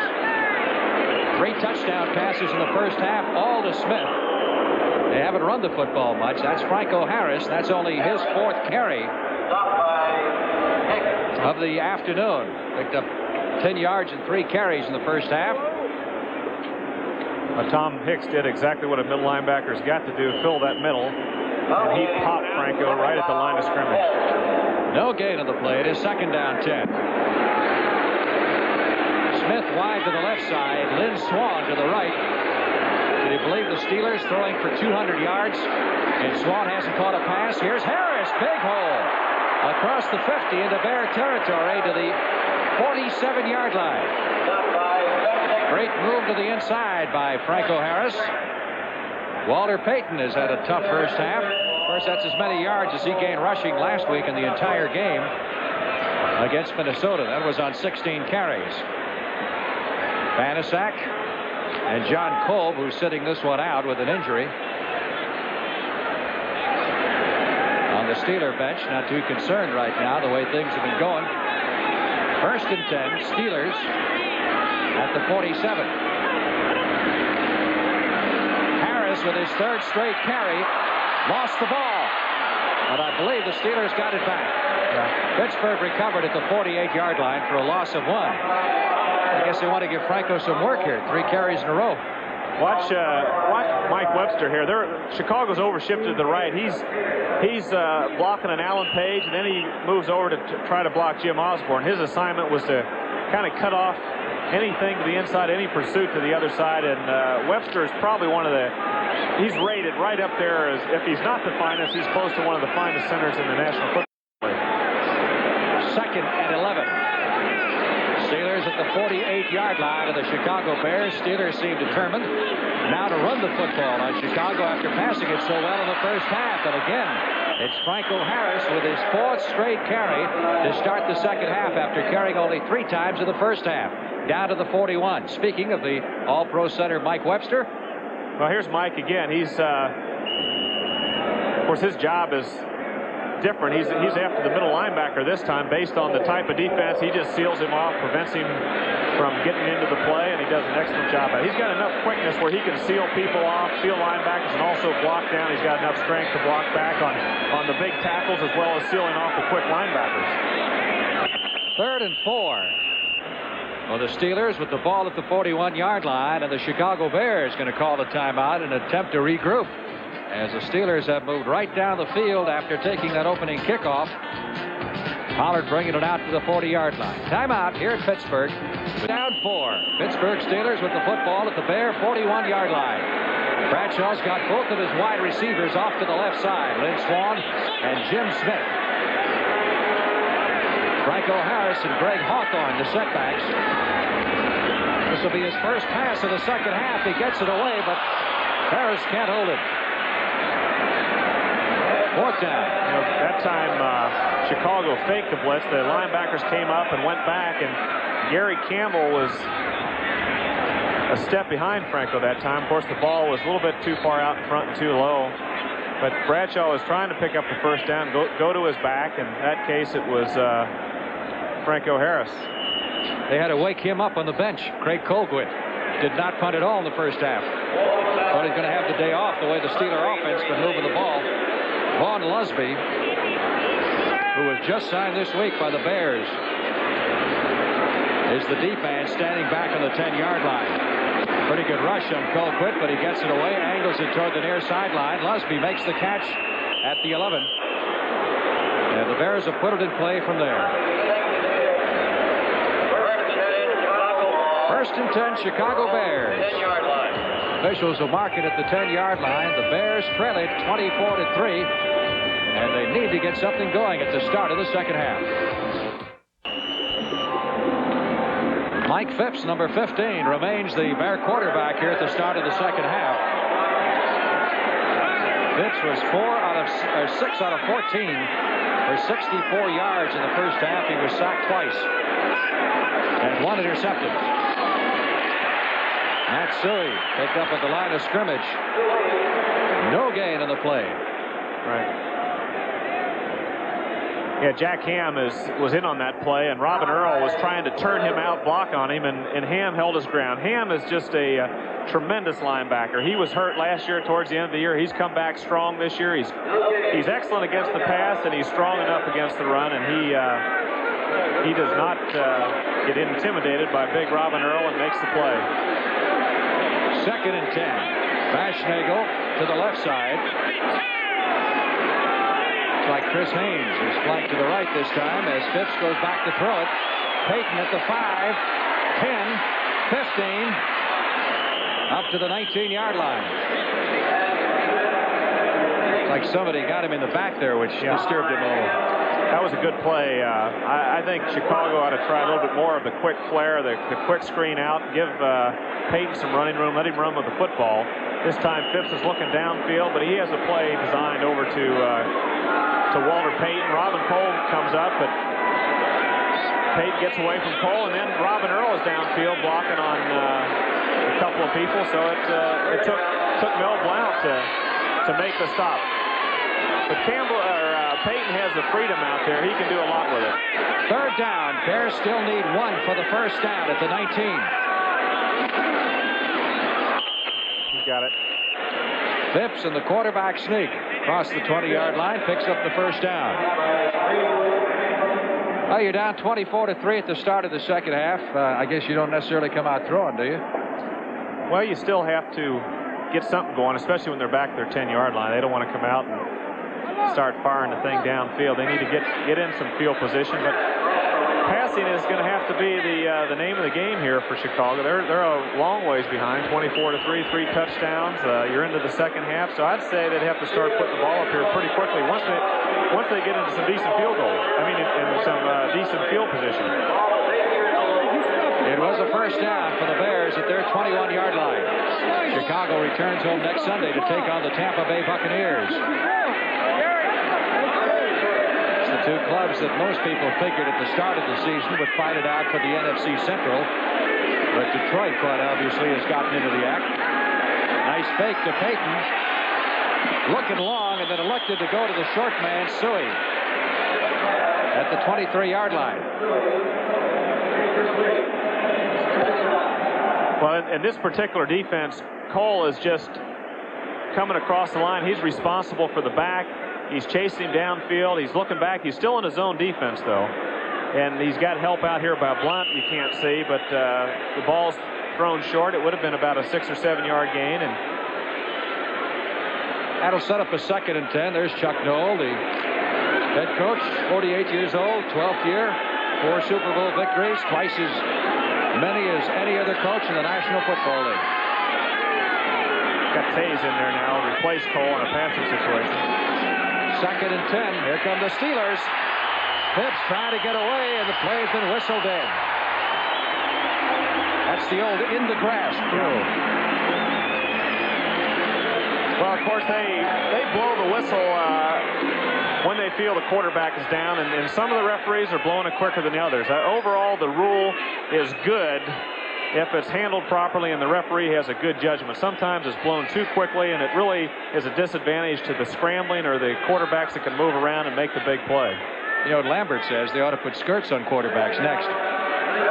Yeah, Lambert has said a few things.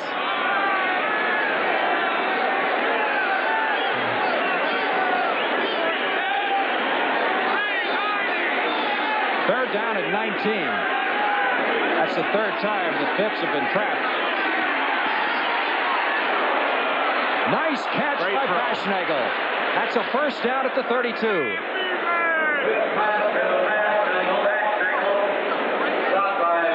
Yeah, when you hear the word zone defense, all it is people going back to their areas of responsibility. They've got an area. They're looking at the quarterback. They're looking. Lambert's just a little bit short that time. So is Tays, and the ball's thrown right over the linebackers in that hole between the linebackers and the secondary.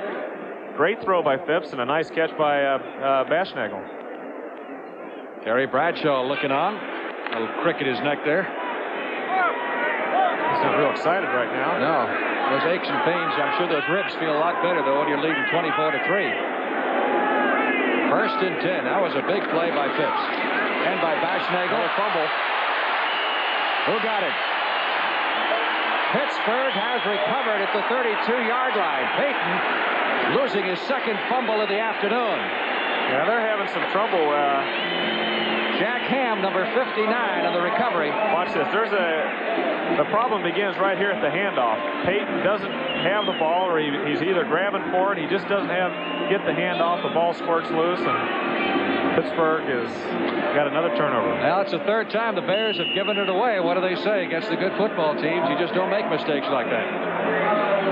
Well, the last time they gave it away, Pittsburgh took advantage of it. Now we have a baseball score here.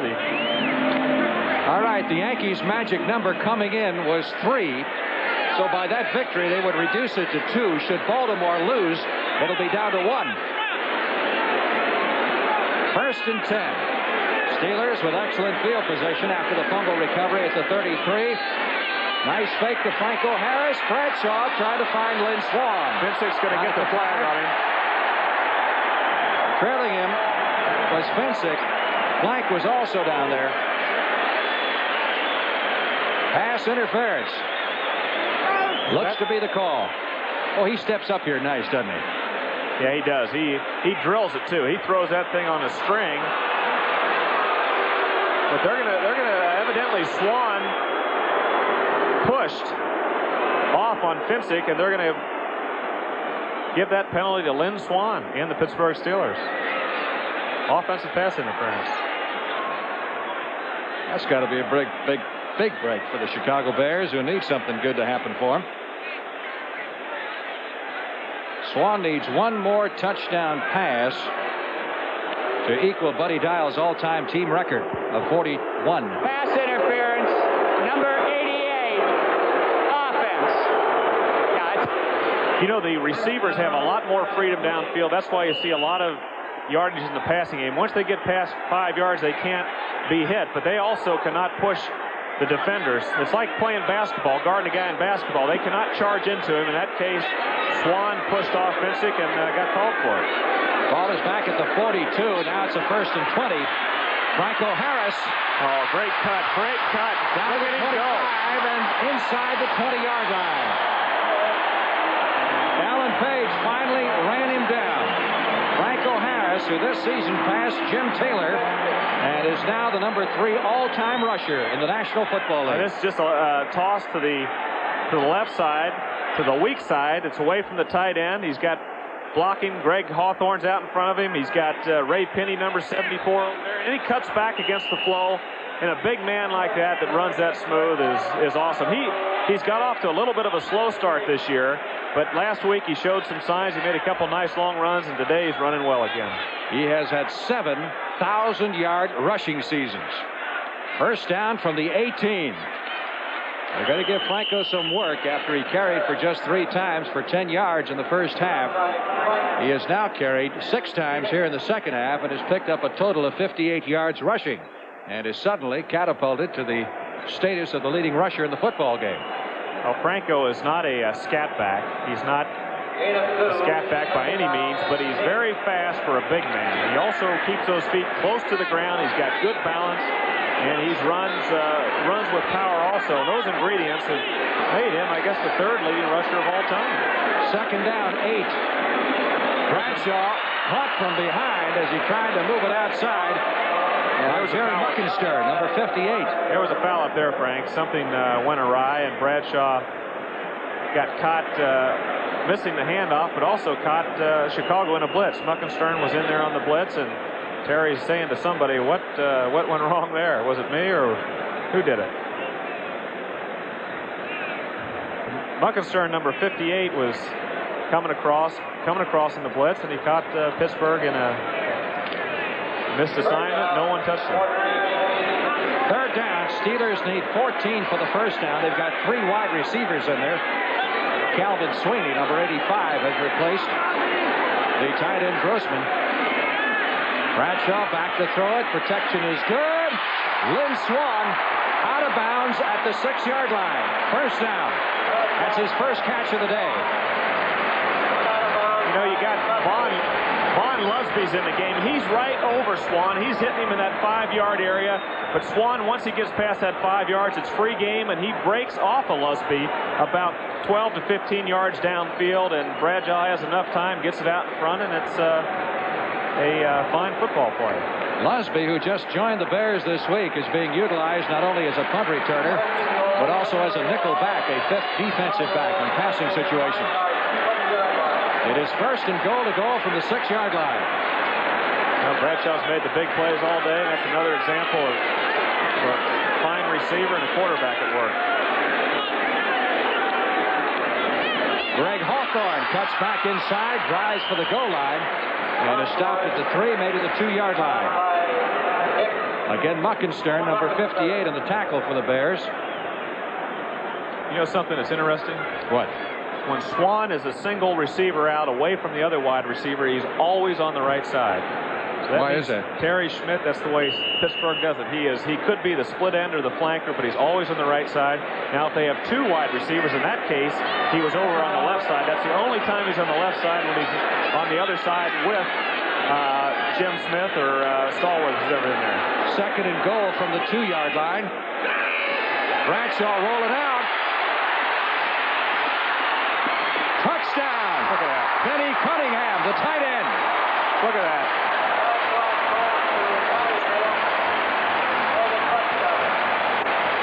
Four touchdown passes for Terry Bradshaw. 3 to Smith, now this one to Cunningham. Well, Bradshaw's faking inside. He has... Is this an option? No, he has Grossman inside. He's got Cunningham back to the corner, but he's covered right there. He's covered.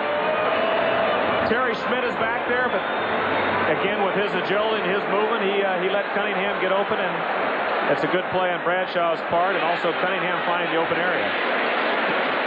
Matt Barr tacks on the extra point with 5 minutes and 38 seconds left to play in the 3rd period. 31 to 3.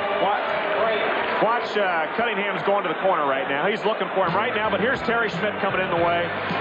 But again, he's got the power to straight arm right there, stay on his feet, get rid of the ball, and it's a touchdown. Not bad. 3rd time in his career. Terry Bradshaw has thrown for 4 touchdowns in a single game. 12 out of 19, 217 yards, and again, we'll remind you that it's against the #1 pass defense in the NFC, which obviously won't be that way when the statistics come out next week. Matsui on the run back for the Bears takes it out to the 23-yard line. You know, statistics are interesting, but sometimes they don't really tell the story. Pittsburgh had more turnovers than any team in the league last year, 52. They've got 11 this year. The reason they overcome turnovers, they have big play people. They've got the quarterback, Bradshaw, who can make the big plays. They've got the wide receivers. They can turn the ball over. But I'll tell you, they can make up for that mistake just as quick as anybody by hitting the big play also. And they've done it time and time again. Today's been a good example of it. They've lost the ball twice this afternoon, giving them 13 turnovers on the year. But on both occasions, they got it back on the very next play. And took advantage of it. Mike Phipps throws to Payton. Walter Payton out to the 25. I think he's having a tough time hanging on to the football. He's fumbled twice. You want to make sure that it didn't get away that time. Donnie Shell, number 31 in the stop. For some of you along the way, we'll be leaving this football game shortly to pick up in progress the Detroit-Minnesota game up at Pontiac. You know, Jack Lambert's in there. Rocky Bleier had an interesting story about Lambert. Lambert's mean. I asked Rocky what he meant. He said, well, he likes to inflict a lot of pain. He likes to hit hard, and that's only when he's out in the date. Payton. A bit of running room for Walter Payton, who takes it out to the 39-yard line. Stopped by Winston. You know, I used to look over at Lambert, and he didn't have those teeth. Well, I tell you, I used to get scared. He used to wear those teeth in a game, but he lost them one game. You know where they found them? In the calf of a running back. 39. I believe it. Does he bite? Well, he can't now without his teeth. The Butkus used to have But I his teeth. tell you, he's a leader, and he is tough. First and 10. Bears with the football at their 40-yard line, trailing 31-3, and it doesn't look bright for Chicago. Clips going to the short passing game and picking up 8 or 10 yards at a clip here. Suey on the receiving end of that pass, taking it out to the 47-yard line as the clock continues to move. 3.5 minutes remaining in the third period of play. Of course. Hey, there's Stout. He could break a record today. That's right. We mentioned earlier he has been on this club 4 years, has qualified for the pension, and has never played in a regular or postseason game.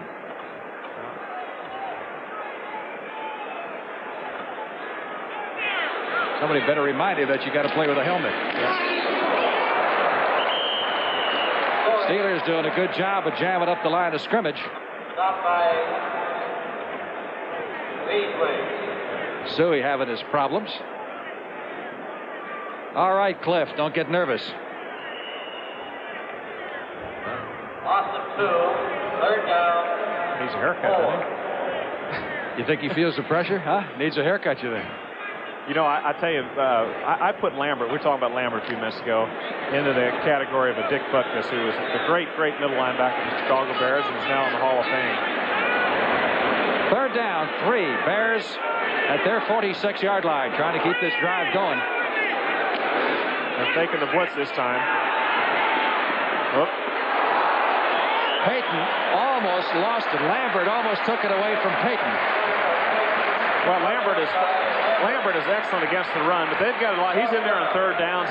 He also takes people man-to-man, and this time he's got Payton man-to-man in the pass defense. Payton pushes off here 5 yards. They're okay. The ball's thrown behind, though. A good throw, and Payton would have had it, but Lambert still was on the man, and taking Walter Payton man-to-man shows you have enough confidence in your middle linebacker to do the job. 4th and 3. Smith back to receive the punt of Parsons. 20 play.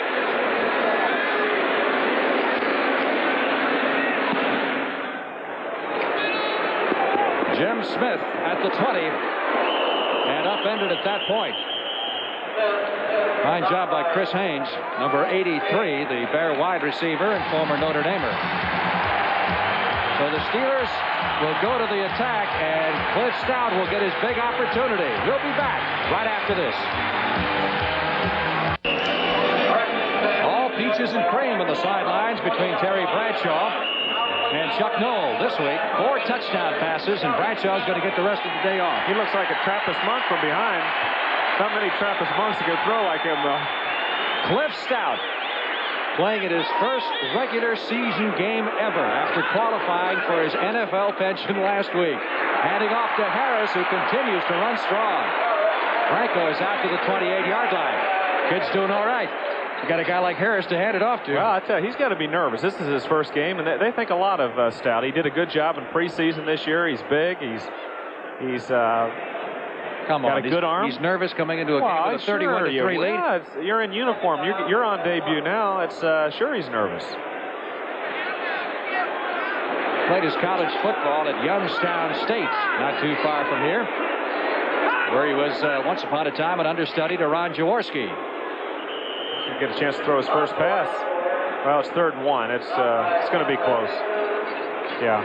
3rd down, less than a yard needed for the first down as Hawthorne takes the handoff. Steelers come in with a second tight end.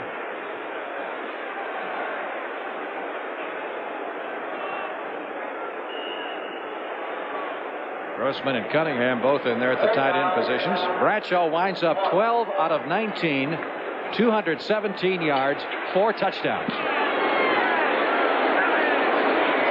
Not bad.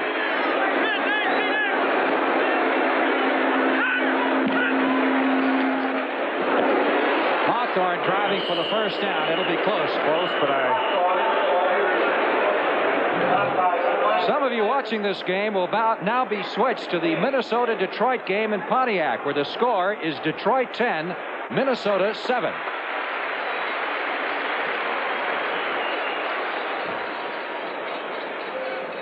Steelers picked up the first down at the 30-yard line. 1st and 10 from that point, with less than a minute remaining in the third period. I don't think he's too worried, is he? He was asking who they played next week.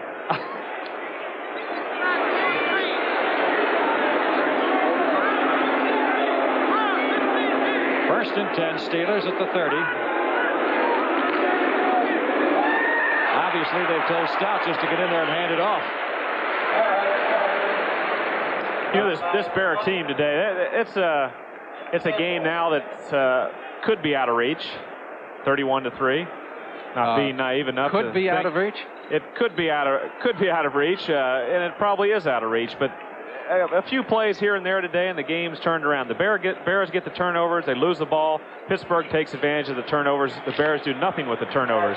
But the Bears have played well at the end of last year. They've got to regroup this year. They're a better football team than they've played like today.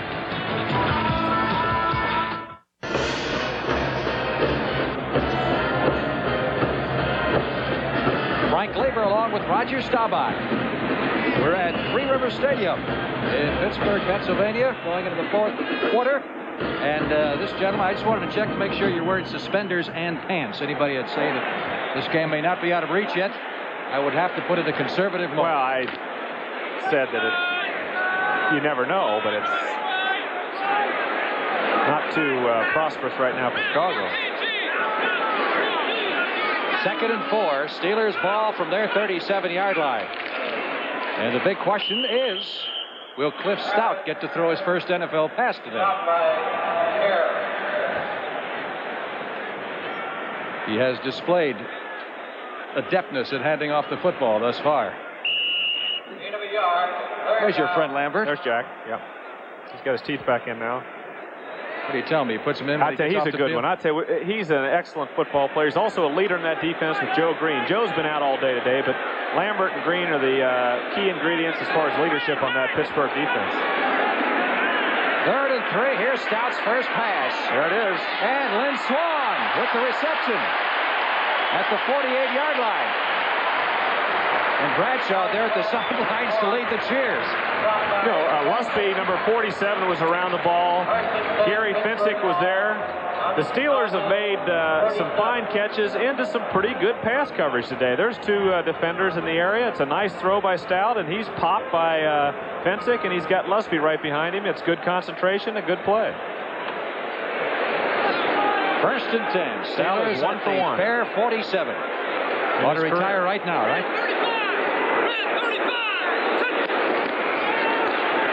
That one felt so good, he's going to try it again. This time it's Cunningham, the tight end. Benny Cunningham, who's missed a good portion of the season with an injury. First down at the 29. Terry, yeah. He's wondering why they're applauding Stout. Yeah, he's getting ready to go back in. Cunningham made a good move on. He was really man-to-man on Fensick, who was a strong safety. He takes the tight end, in many cases man-to-man. On first down, he had him, and Cunningham made a good move to the outside, and Stout was right on the money. He anticipated, he threw the ball in anticipation. It was right there. 1st and 10, Steelers ball, a lot of contact prior to the snap. You know, that's a little tactic that a lot of veteran quarterbacks have as far as changing their snap count to draw the other team off sides. And Stout is... he's going to get his opportunity. He's going to show Noel everything he's got. He's got some experience calling those signals. Offside against the Chicago Bears will cost him 5. Other scores. Boy, the Giants get their problems, don't they?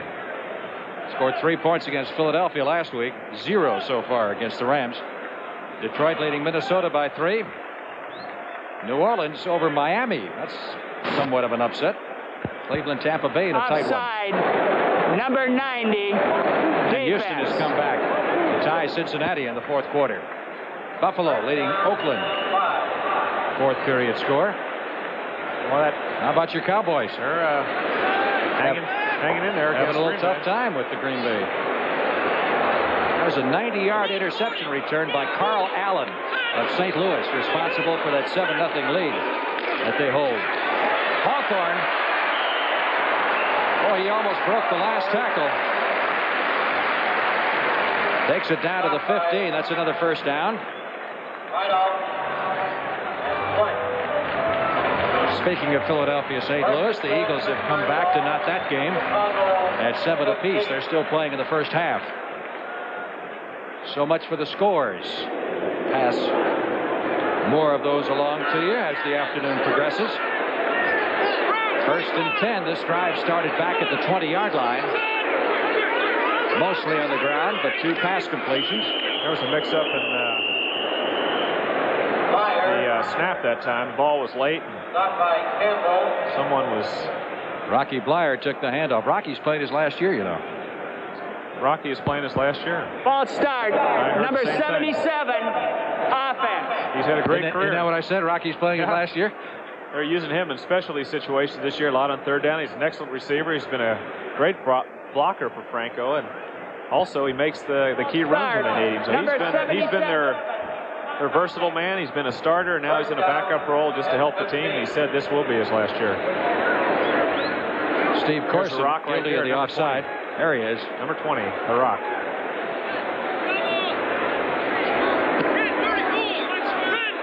First and 15 now from the 20-yard line. Stout looking for his first touchdown pass. Intended for Smith. And Neil Armstrong couldn't bear to look at that one. That ball was high, and I think Jim Smith also saw Gary Finsick coming across there, so it would have been a heck of a catch, even if the ball was lower. So it was too high. I tell you, he can do everything as good as you, I guess, except sing. Well, you know, most guys stand with a cup on the sidelines, they're drinking it, but he's spitting into it. No, I don't chew tobacco. But other than that, Frank, but you don't sing either, do you? Do you sing? Yeah.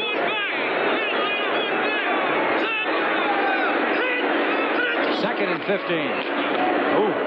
Hawthorne belted at the line of scrimmage, but the play had been whistled dead. Big hit by Al Harris, number 90, the 2nd-year defensive end. Number 1 draft pick last year. Well, in addition to the football games, we'll bring you up to date on the progress of the American League Baseball race. Yankees beat Detroit, so their magic number goes to 2. They didn't beat them yet. They're ahead of them. And Baltimore and Cleveland tied up in the 4th. So Yankees win and Baltimore loses. Again, we'll repeat, the Yankees' magic number could be down to 1. Ron Johnson figured by now he'd be loose. Well, they've been off the field so long that he's trying to stay loose. 3rd and 17. Stout flushed out of the pocket. Sees it open. 20, 15. I'll tell you, he hasn't learned one thing, has he? He's trying to run over those linebackers. Well, that was Finsick, Gary Finsick, number 45. Ran right into him. He bounced off for a couple extra yards. He's got the crowd behind him, though. Crowd wants him to go for it also. 4th down, and the Steelers called it 4 for the first down. They're at the 9-yard line. They need to get to the 5 for the first. And no indication that the field goal unit will be coming on. So it'll be up to Mr. Stout to either pick up the first down, get him in the end zone, or give up the football.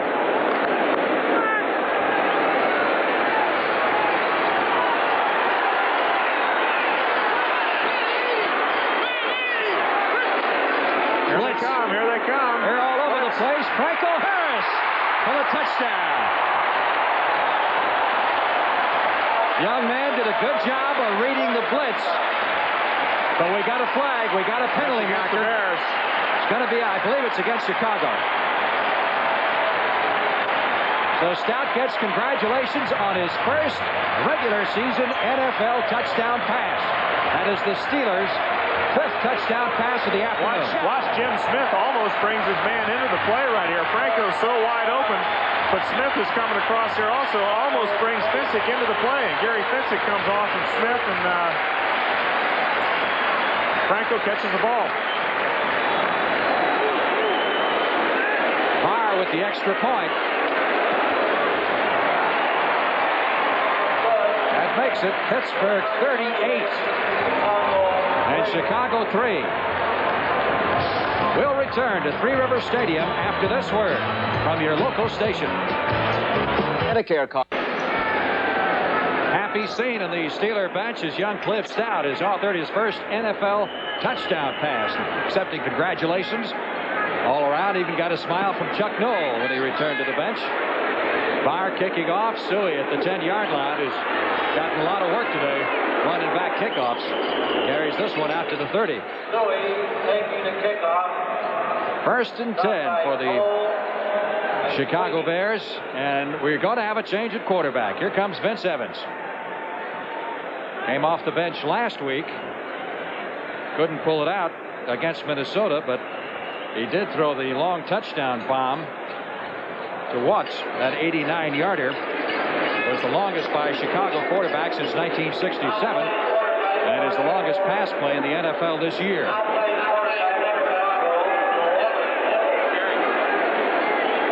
Officials marked the ball at the 29-yard line. Payton in there along with Suey at the running back positions. Evans drilling Barschnagel over the middle. 45, 47-yard line, but quite obviously you have to be aware of the fact that the Steelers defense loosens up considerably with a 35-point lead. That's true. The Steelers still on 1st down there. They're playing their basic defense. They bring the cornerbacks up, the safeties go back, and there's a hole in that middle if you have enough time to throw it and the receiver can adjust to it, and that's what Barschnagel did. Also, Vince Evans got popped after he threw that ball. Phipps winds up, if indeed he is through for the afternoon, 10 out of 20 for 108 yards. 1st and 10. Bears at their 48-yard line. They'll have to regroup against Tampa Bay next week. Payton trying to get outside, 50, down to the 45, and run out of bounds in front of the Steeler bench. Run out of bounds by Tate. There's Mike Phipps, number 15. Another long afternoon. Well, what you want to do also, I'm sure Mike is really disappointed. Of course, they've given up a lot of plays. Avalani's over there trying to console him. But the big thing that Chicago wants to do, they want to play hard the rest of this quarter. They want to play with intensity. First of all, you don't want to get people hurt. The same with Pittsburgh. They're ahead 38-3, but if they drop in their intensity, of course, people can get hurt. They've got to regroup. Chicago do the best they can the rest of this game, regroup, and go on to next week. Barschnagel to the right side. Payton He's running hard. down to the 41-yard line. Walter Payton, who is paid a reported $450,000 a year, currently the highest paid player in the National Football League. But really about half as much as O.J. was making last year before he gave it up. Vince Evans, the Bear quarterback. And we mentioned at the outset, as Payton comes out of the game, that Evans had a very, very big afternoon against Dallas last year. Payton looked like he was upset about something. We might try and look into that. Good play action pass. That was set up nicely. The throw was a little bit high as it was intended for Robert Fisher, number 85. I think he's was taken out to rest him, but it looks like he probably wants to go back in. Payton has now rushed for 60 yards on the afternoon in 12 carries. He said it's been several years. I tell you, Walter's a competitor. He's run hard the whole game, and if they hadn't got behind like they had, he probably would have had a 100-yard day rushing. He just hadn't had that much chance. He's averaged about 5 yards a carry, so he's run well today. He's a good blocker, good receiver. Last visiting player to rush for more than 100 yards here was in '77, Greg Pruitt. Evans looking for Barschnagel, and it is intercepted in the end zone. That's Wagner's second interception of the day. Mike Wagner intercepts for the touchback, and the Steelers will take over at the 20-yard line.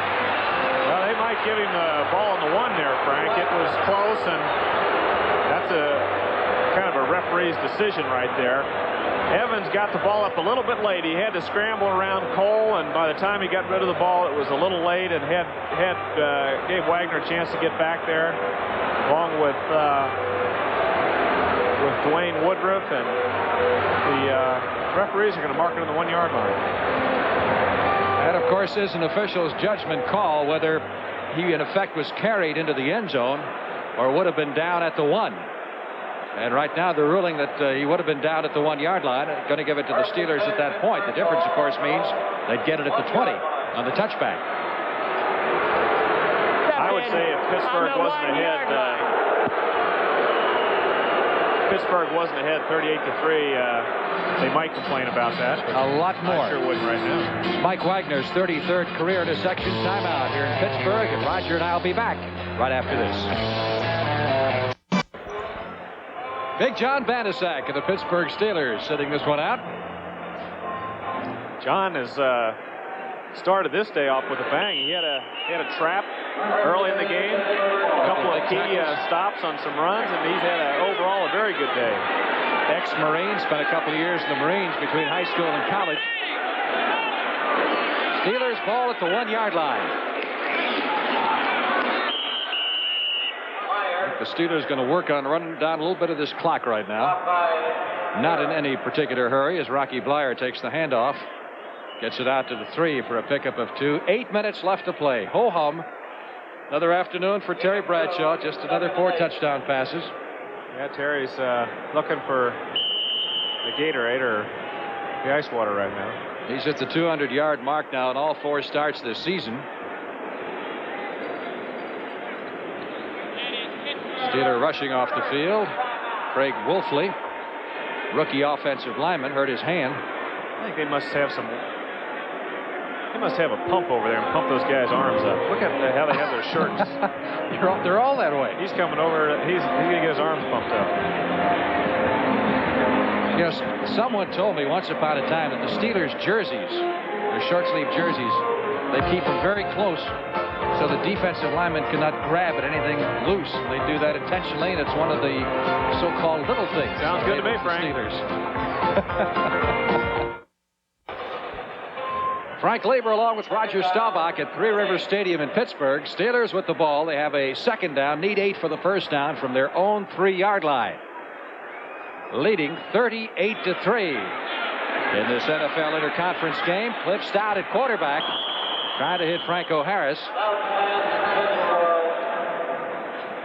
Chuck Noll about to send in Calvin Sweeney, the 3rd wide receiver, with the play. Have an easy afternoon for Chuck.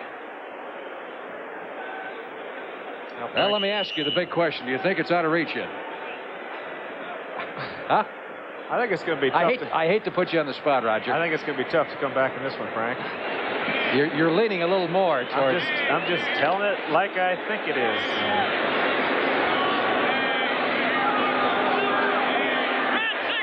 Sweeney wide to the left side. Swan is split off to the right. Little hit screen from Stout to Lynn Swan, and Swan is out to the 5-yard line. It's a little close to the goal line to be throwing that type of pass, isn't it? Not when it's 38-3, it isn't. Well said, my man. That's not a bad play, though. It's a quick screen out there. You get the guard tackle out in front of him, and he can break it. It's a pretty safe pass. Well, somebody better find Colquitt. They've got a punt again, second time today. Craig Colquitt punting from 9 yards deep in his end zone.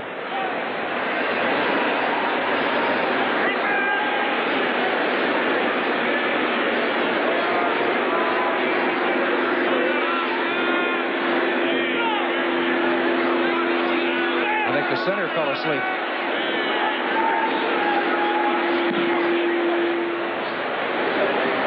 Lusby is deep. Fields it for the Bears at the 43 and is dropped at that point.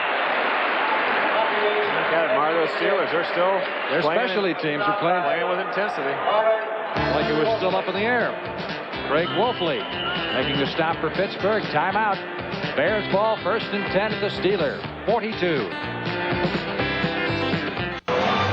6 minutes, 52 seconds left to play in the football game. The Steelers have rolled up 404 yards total offense. They've averaged 7 yards every time they put the ball in play and snap from center. Bears with a 1st and 10 at the Pittsburgh 42-yard line. And Payton is not in there right now. McClendon, one of the running backs. Evans taken off and sliding to a stop down at the 35.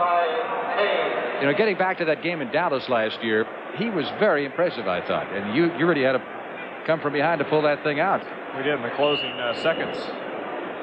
He threw a couple of touchdown passes. He's got the ability to move around. He's quick and he can scramble, and he gets out of the pocket. He can throw on the run. Of course, that time he went downfield with the ball, and he's learned that sliding technique, which is good. It only took you about 5 years to learn that, didn't it? Separated shoulders on that one. 2nd and 3. Bears at the Steeler 35-yard line. McClendon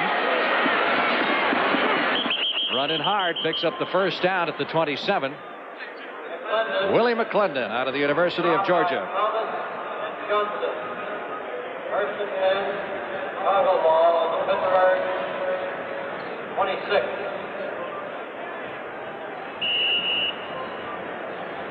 Ball is at the 26-yard line. 1st and 10. The Bears got a mini drive going, coming up with good field position following the punt by Colquitt. 5 minutes, 25 seconds. Clock is moving. Evans wants to throw it over the middle.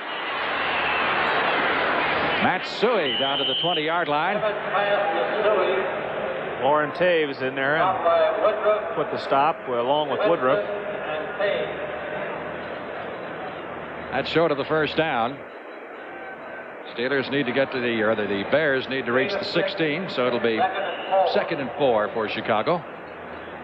Steelers' next start will be at Minnesota next Sunday, and the Bears home to play Tampa Bay. The bad thing about the Bears start is that 2 of their first 3 losses were in the division. Those are tough ones to make up.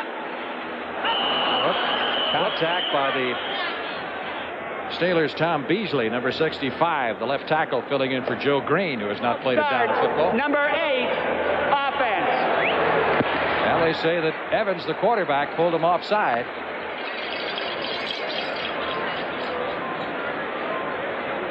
Haven't seen that for a while.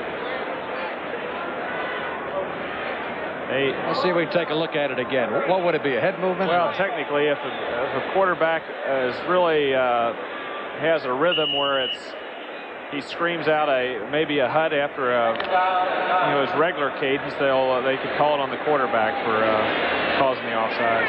But it's very unusual to see that. 2nd and 9 from the 26-yard line.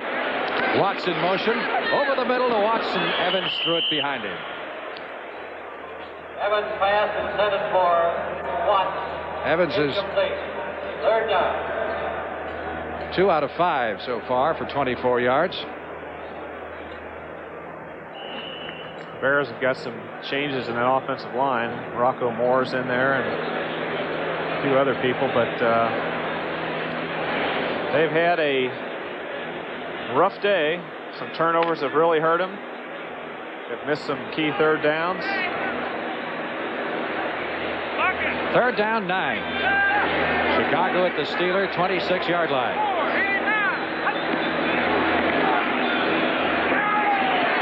Evans intended for Watts, and that is Mike Wagner, his 3rd interception of the afternoon.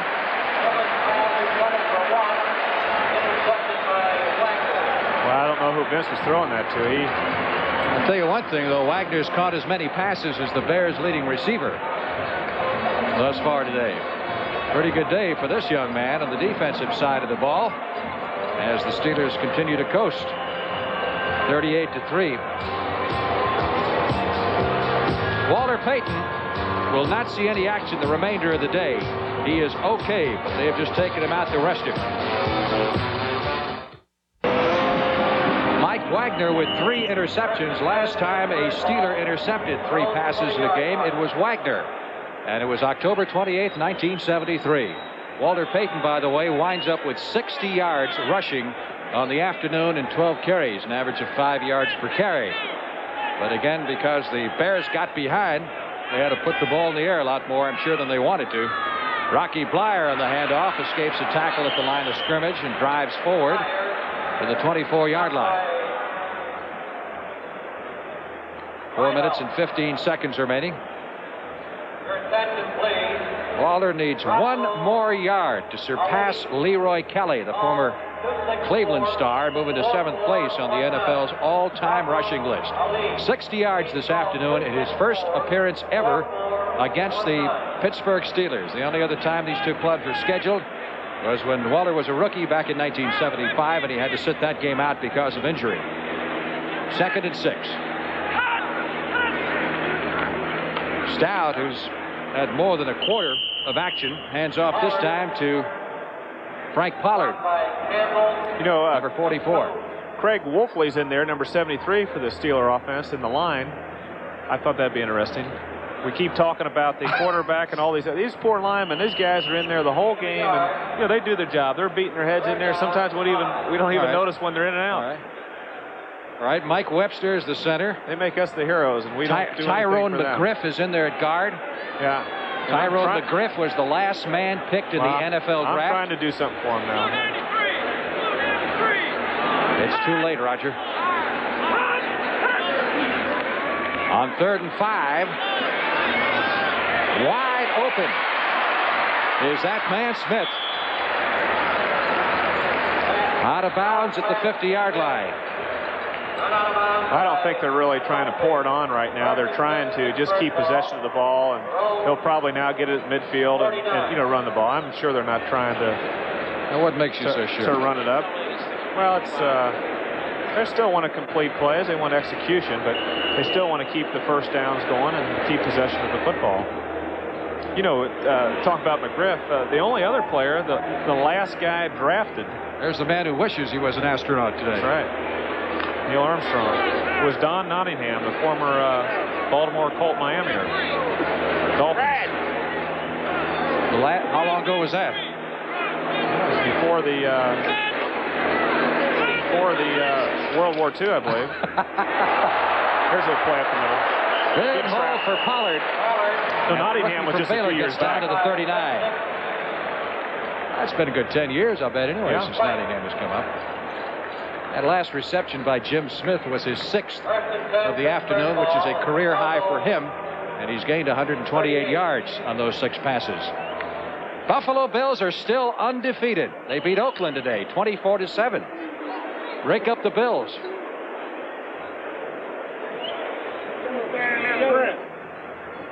Meanwhile, here at Three River Stadium, the Steelers coast 38-3. 2 minutes and 14 seconds left. You think it's out of reach yet, Roger? Well, that's tough right now. Of course, you always excelled at that 2-minute drill. That's when the game came alive. If everybody would have a heart attack right now, they might have a chance. 2-minute warning going to both benches as Cliff Stott comes over to the near sidelines for a word with head coach Chuck Noll. We'll be back in Pittsburgh in just a moment. It's a nice time when you're on the long end of the score right now, isn't it? Oh, it is. It's a good time to think about going out dinner with your wife. All the tension and anxieties before the game, they're solved before the game's over, and that's a good feeling for a football player. Of course, Chicago's trying to think about next week and regroup, and they'll get back with it. The Bears have a good football team. They just need to start playing with some consistency, not make mistakes. Russell Davis, it is time for us to tell you that our production today was under the supervision of our executive producer, Charles H. Milton III. Our producer is Perry Smith, and our director, Tony Verna. Responsible for all these outstanding pictures, Joan Vitrano. And Joe Tier also on hand, along with Sandy Bell and Tom, Big Tom. Other than those replays we had that were going about 400 miles an hour around the game, the production staff has been fantastic, and I've enjoyed it. Unfortunately, the Bears have not enjoyed it today. 2nd down, 11. Bears from the Steelers from the Bear 39. Pollard inside the 35 to the 33. The clock is ticking away. The final moment now of this football game. The clock is an ally right now of the Steelers. You really think so? Yeah. Well, with judicious use of their timeouts, I would think they could pull this one out. At this point, you're on the losing side. You want that thing to wind down as fast as the winning team does, don't you? That's right. Get it over with, get out of here, regroup for next week. 3rd down, 4 for the first down from the 34. Stout wants one more touchdown. Just a trifle behind Rocky Bleier. Where that play came from. Fourth down.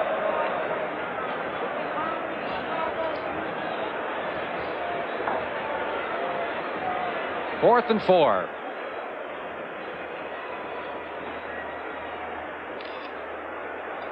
Frank Pollard, number 44, disappears into the Steeler huddle with the play from the bench. I think he was sent in to say, hey, don't throw the ball again.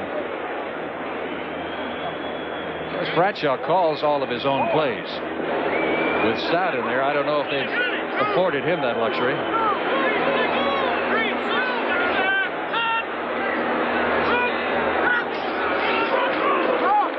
On the delay, Pollard is stopped cold. Nothing. And that'll be the last play of the football game, I would think. That was a change of possession here. The clock stops. And the agony continues for a moment or two more for the Chicago Bears. I tell you, we lost a game one time. I don't like to talk about previous history or games. At 38-0.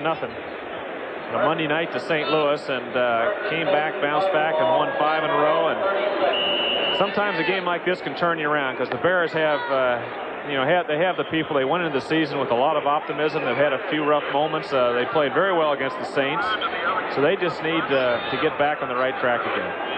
I think you won more than 5 in a row after that game. I don't think you lost another game that year until you went to the Super Bowl. 5 regular season games and a couple playoff games.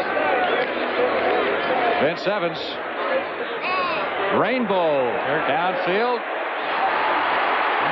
Interception number 4 for the Pittsburgh Steelers. This one by J.T. Thomas. With 7 seconds left to play in the game. And that is unfortunate because we have another timeout here. Change of possession. 4 interceptions. I wonder where Wagner was. He must have been out of position. I think 3 is a good afternoon's work. Chuck Noll enjoying this particular afternoon. LA Rams beat the Giants. Giants did finally get on the scoreboard. First touchdown in 2 games. 28-7.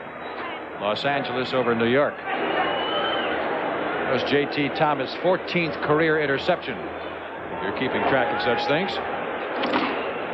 One more snap. This is it. This is the old famous quarterback fall down. And Chicago is out of its misery. 38-3. Jim Smith, the star of this afternoon's game, on the receiving end of 3 Terry Bradshaw touchdown passes, the biggest day of his career. 6 catches for Smith for a total of 128 yards. We'll try to talk to him when we come back after these words.